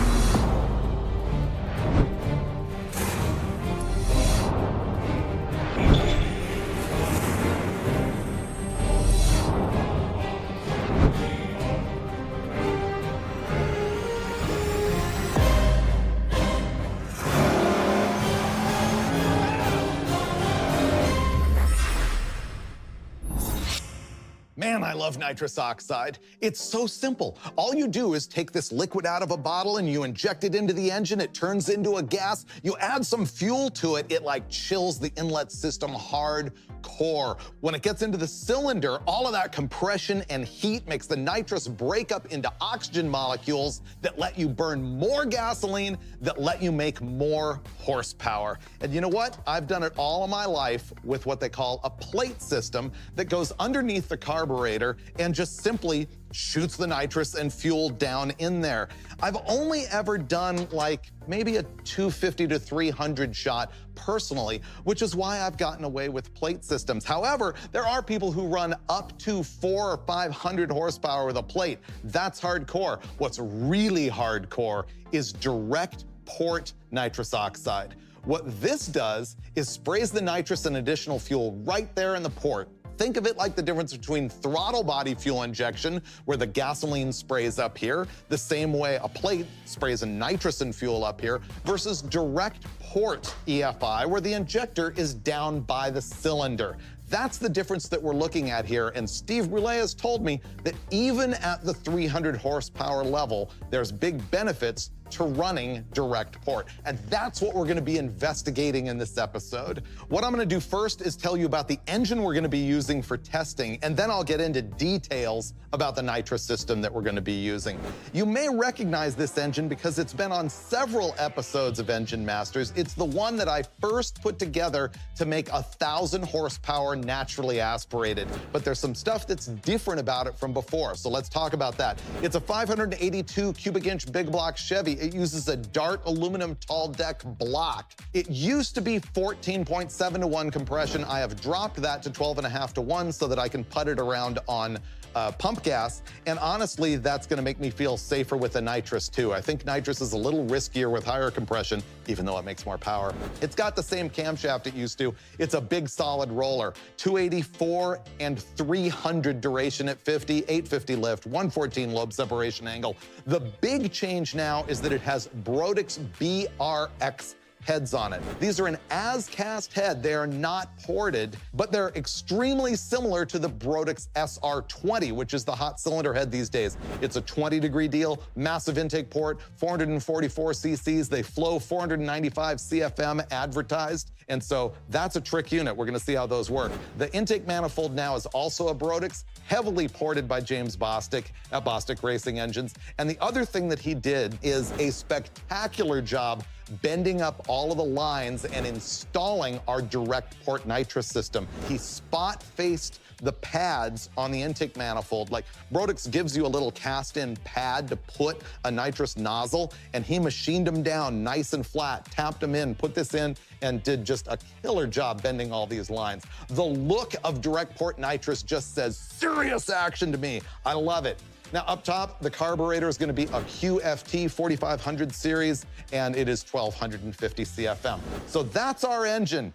It makes 986 horsepower at like 71 or 7200 RPM. And of course, we're gonna bump that up way over 1,000 with nitrous oxide. Let's look at how we're gonna do that. All of our nitrous kits here are coming from Nitrous ProFlow. That's a division of Wilson intake manifolds. We love the quality of their stuff, and I'll say I've never used a nitrous plate like this. The nitrous plates have spray bars in them that carry the nitrous oxide and the enrichment fuel, and usually they're a tube that's pressed into an aluminum plate, and these are billet and cut in one piece with the plate. It's actually really trick, and they use what they call fan spray technology. Usually there's just holes in a plate and they squirt out nitrous this way and fuel this way. These apparently squirt it all out like this so that it's more of a fog across the intake manifold to try and improve cylinder-to-cylinder distribution. And we're only gonna be spraying about 300 horsepower worth of nitrous oxide. So the question is, if you can do that super easily with the plate, why would you ever go to the direct port system? Well, the direct port is usually really hardcore for guys who are trying to put in like 600 or 700 horsepower, or even if they're using a plate and a direct port system together. But Brule told me once again that there's real advantages to this. The big advantage to me is that it looks so cool. I think the originator of this, or at least the popular thing, is an NOS brand fogger. The fogger's a direct port kit. A lot of people refer to these generically as a fogger, but this is a Wilson, so that's not the brand name, but it still has that look. They use what they call a V-Force nozzle. This nozzle goes into the intake runner, and it's got one hole in it for gas and another one for nitrous, and it sprays it right there at the back of the valve. And the thing is, when you do that, you end up having jets in each individual cylinder. The plate system has a fuel jet here and a nitrous jet here. The jets have different orifice sizes, and that's what determines how much nitrous you put in the engine, how much fuel you put in, and the nitrous and fuel mix determines how much horsepower you're gonna make and how rich or lean the system is. So while you've only got two jets in the plate, you've got 16 in the direct port setup. With those 16 jets, 2 per cylinder, you get a lot more discretionary tuning over each individual hole in the engine. But does that even matter at 300 horsepower? That's what we're here to find out. So we're gonna run this thing with no nitrous at all so you see what kind of grunt that it makes. Then we're gonna go to the plate system and get that refined. And finally, we'll go to the direct port system, try and make it match the same horsepower level that we did with the plate and start tuning individual cylinders. This is gonna rip. We're gonna make way north of 1,000 horsepower.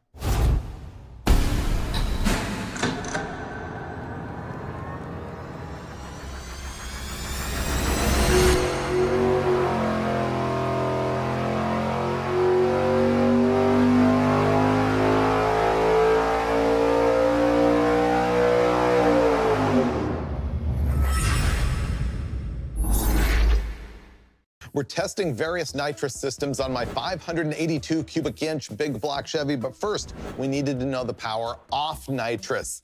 And it's actually pretty stout. This thing makes 987 horsepower at 7,100 RPM and 780 pound-feet of torque at 6,200. For 12.5 to 1, it's good. Next step is going to be nitrous plate system and seeing how that works out. Yeah. What's our tune-up going to be on that? What are you gonna do with timing? What are you gonna do with jet? How much power are we gonna make? You've asked me way too many questions all at once. Okay. I can tell you that my intent is probably, once again, to be a bit conservative. I'm gonna pull out ballpark numbers, 4 degrees per 100 horsepower increase, plus a couple extra. I'm gonna be conservative. We're gonna start with Wilson's recommendation for a 275 shot. I've got to go look at what those jet numbers are, but in the past, we've seen that the Wilson stuff kind of typically makes a little more power than what it's advertised to be. So if we're really shooting for 300, I'm going to actually target a 275 number because I think it will go over. And naturally aspirated, we're running 37 degrees of timing. Yeah, so we're going to knock it back, Pull basically 12 or 13 degrees out. Yeah, put 22 degrees in it. Yeah. And we've got it on the MSD so that when you hit the button is when it pulls the timing, right? We better verify that. Yeah, it's actually, we always do. We go through that step, and the first thing we look at is check the solenoids, then we verify the timing with no fuel or nitrous hooked up. Then we hook the fuel up, purge that solenoid, then finally the nitrous. The other thing that we're actually able to do, this is a digital 7, you can do it with the grid as well, is when I activate the nitrous solenoid, it instantly pulls the timing out. But when I release the button from testing, it actually keeps the timing out for an extra half a second. That doesn't bother me. To make sure that all the residual nitrous in the cylinders is now gone out, to make sure that there's no potential for detonation at all. That's pretty trick. Yeah. All right, so let's go take those precautions, tuning this thing up, and then we're gonna run the plate nitrous system and start to look at some of the cylinder-to-cylinder distribution on that thing. And of course, the power.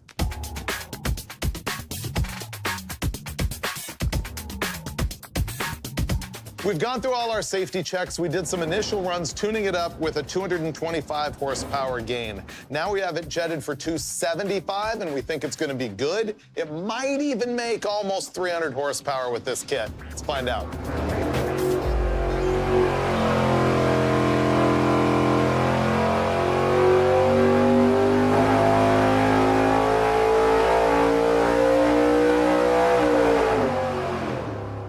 We've just gone as far as we're going to go with the plate, and we've got it jetted for what Wilson says is a 275 shot in their kit, and it actually made 290 horsepower.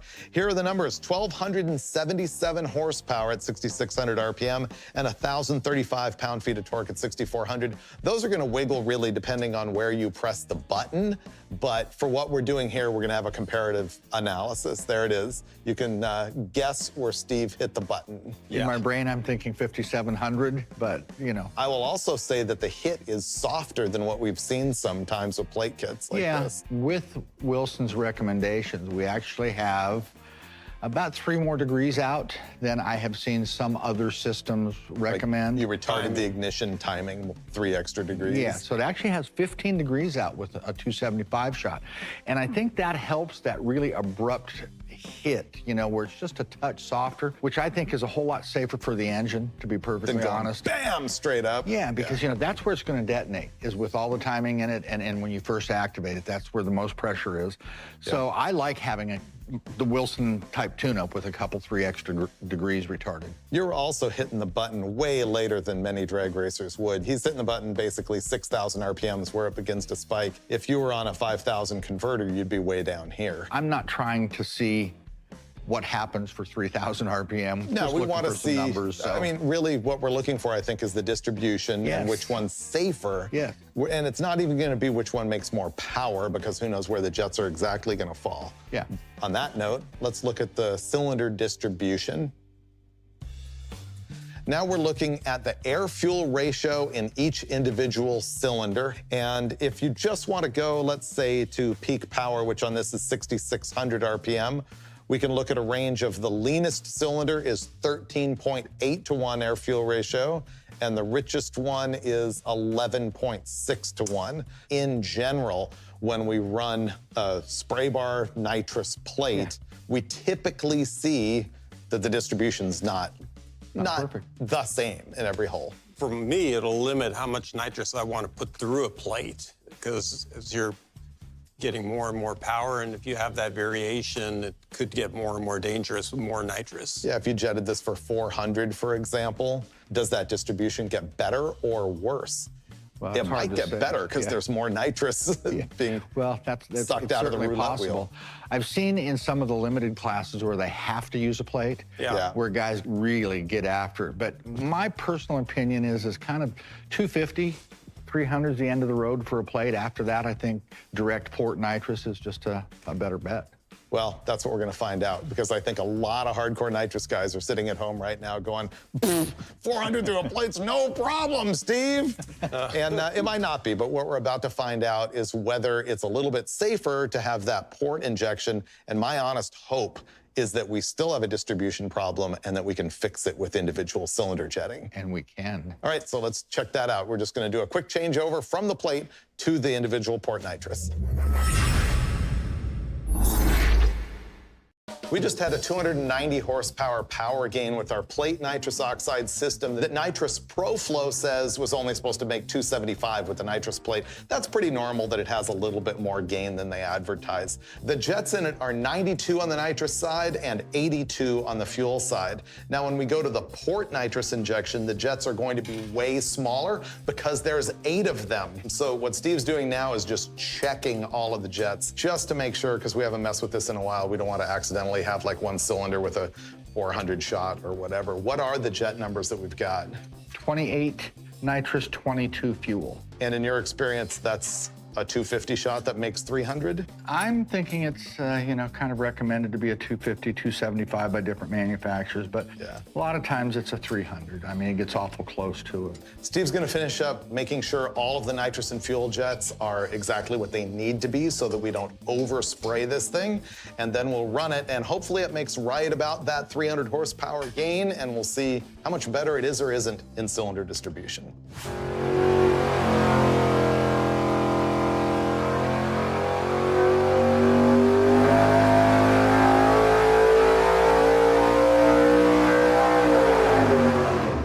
You missed it by a little bit. You said it might make 300 with the jets that they advertise as 250. It actually made 273 horsepower with the jets advertised as 250. Here's the final power numbers at this level. We made 1,260 horsepower, which is pretty cool, and 1,013 pound-feet of torque. Let me show you how close this actually is to the plate, even though it looks down a little bit. Dulcich doesn't like it. He always wants more. But let's overlay the plate on here. We have the plate system in red and the port system in black. You can see the gains that we saw are really right here at the hit. It spiked a little bit more. That's very close. As it revs up, there's almost no difference at the very, very top. Yeah, I mean, the peak went from 1277 to 1260. This isn't a surprise. No, it's no surprise at all. It's actually pretty good. So now we're gonna get into looking at the tuning, and maybe as we nitpick the tuning, we can pick that up and gain it back a little bit. We hope. Let's look at the cylinder distribution. If you remember when we were looking at the plate system, we had a couple holes that were leaner than we wanted and one that was fairly rich. It appears to be more even with the port setup, but I'm still looking at a cylinder here that gets as lean as 14.6 to 14.5 at peak torque. And then our richest cylinder is 12.8, 12.9, 12.5. You know, those numbers may appear lean by kind of some recommended air-fuel ratio numbers, but in our past experience at these power levels, you can run these things almost at the same air-fuel ratio as you would normally aspirated. In fact, there's some issues that actually occur that I know that you've seen where when they're too rich, it can damage parts as easy as too lean. So I'm actually pretty impressed with that tune-up. In my opinion, nitrous wants to burn gasoline, and I think it could make more power if we richen up some of those holes. I agree 100%. I'm on board. So we've got number 1, number 2. You're looking at which holes we want to richen up a little bit? I would do 1, 2, 3, 6. 1, 2, 3, and 6. Yeah, 1, 2, 3, and 6, just to tickle more fuel in there, and who knows, that might pick up our power because we'll have more gas to burn. We just did a tune-up to add 2 jet sizes to 4 different cylinders to add more fuel to them to even out the air-fuel ratios. We're gonna find out if that only made the tune-up safer or if it also made more power or neither.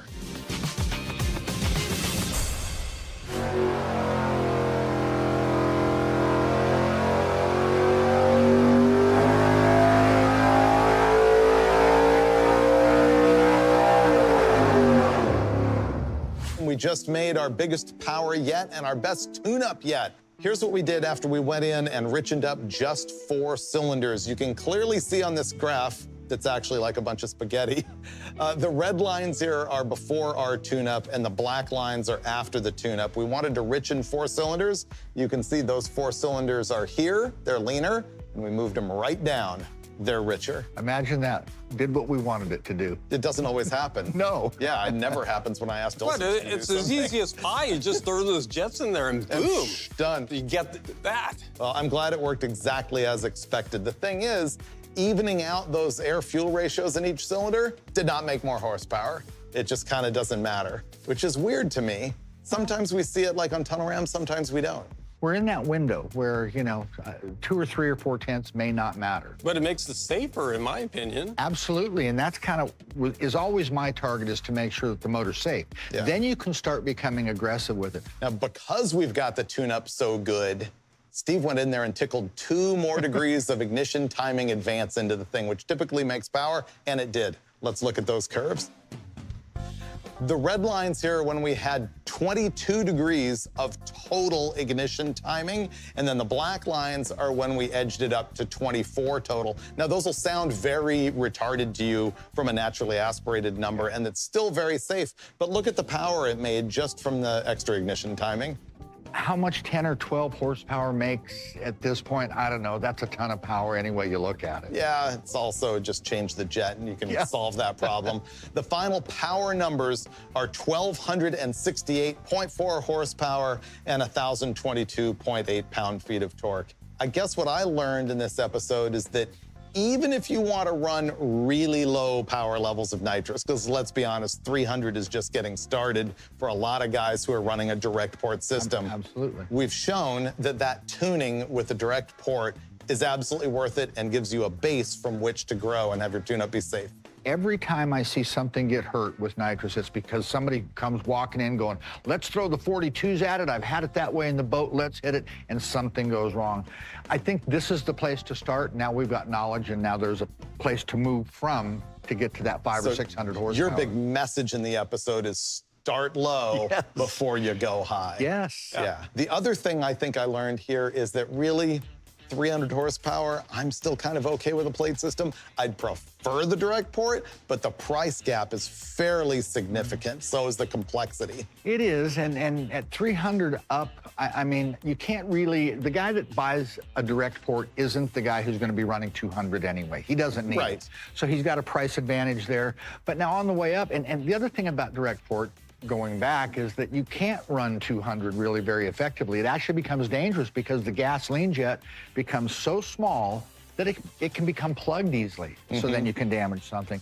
So in my mind, 275, 300 is kind of the bottom end of the direct port stuff. Yeah, Yeah, agree. You can go up from there. It's just Yes. a jet change away, really. And we survived the episode with my 582 in one piece. Your 582, my favorite motor. Yeah, that's great. I like it too. Yep. Whew. We'll try not to blow stuff up because we hate to do that every time we sit down to do Engine Masters.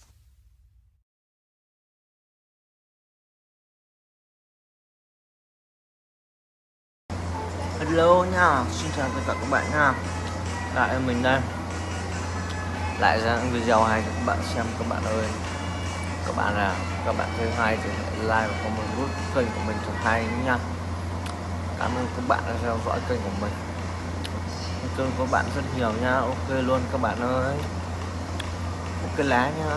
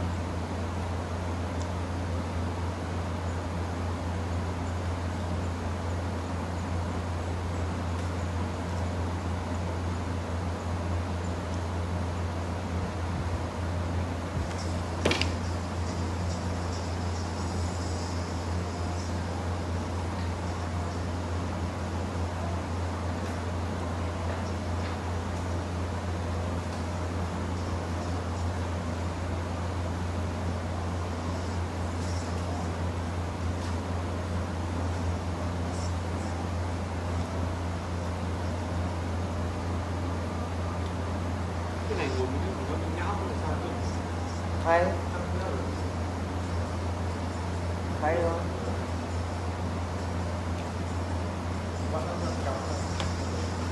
Không cần bọc. Bọc một cái tấm vải, mua một cái tấm vải đấy, căng mà.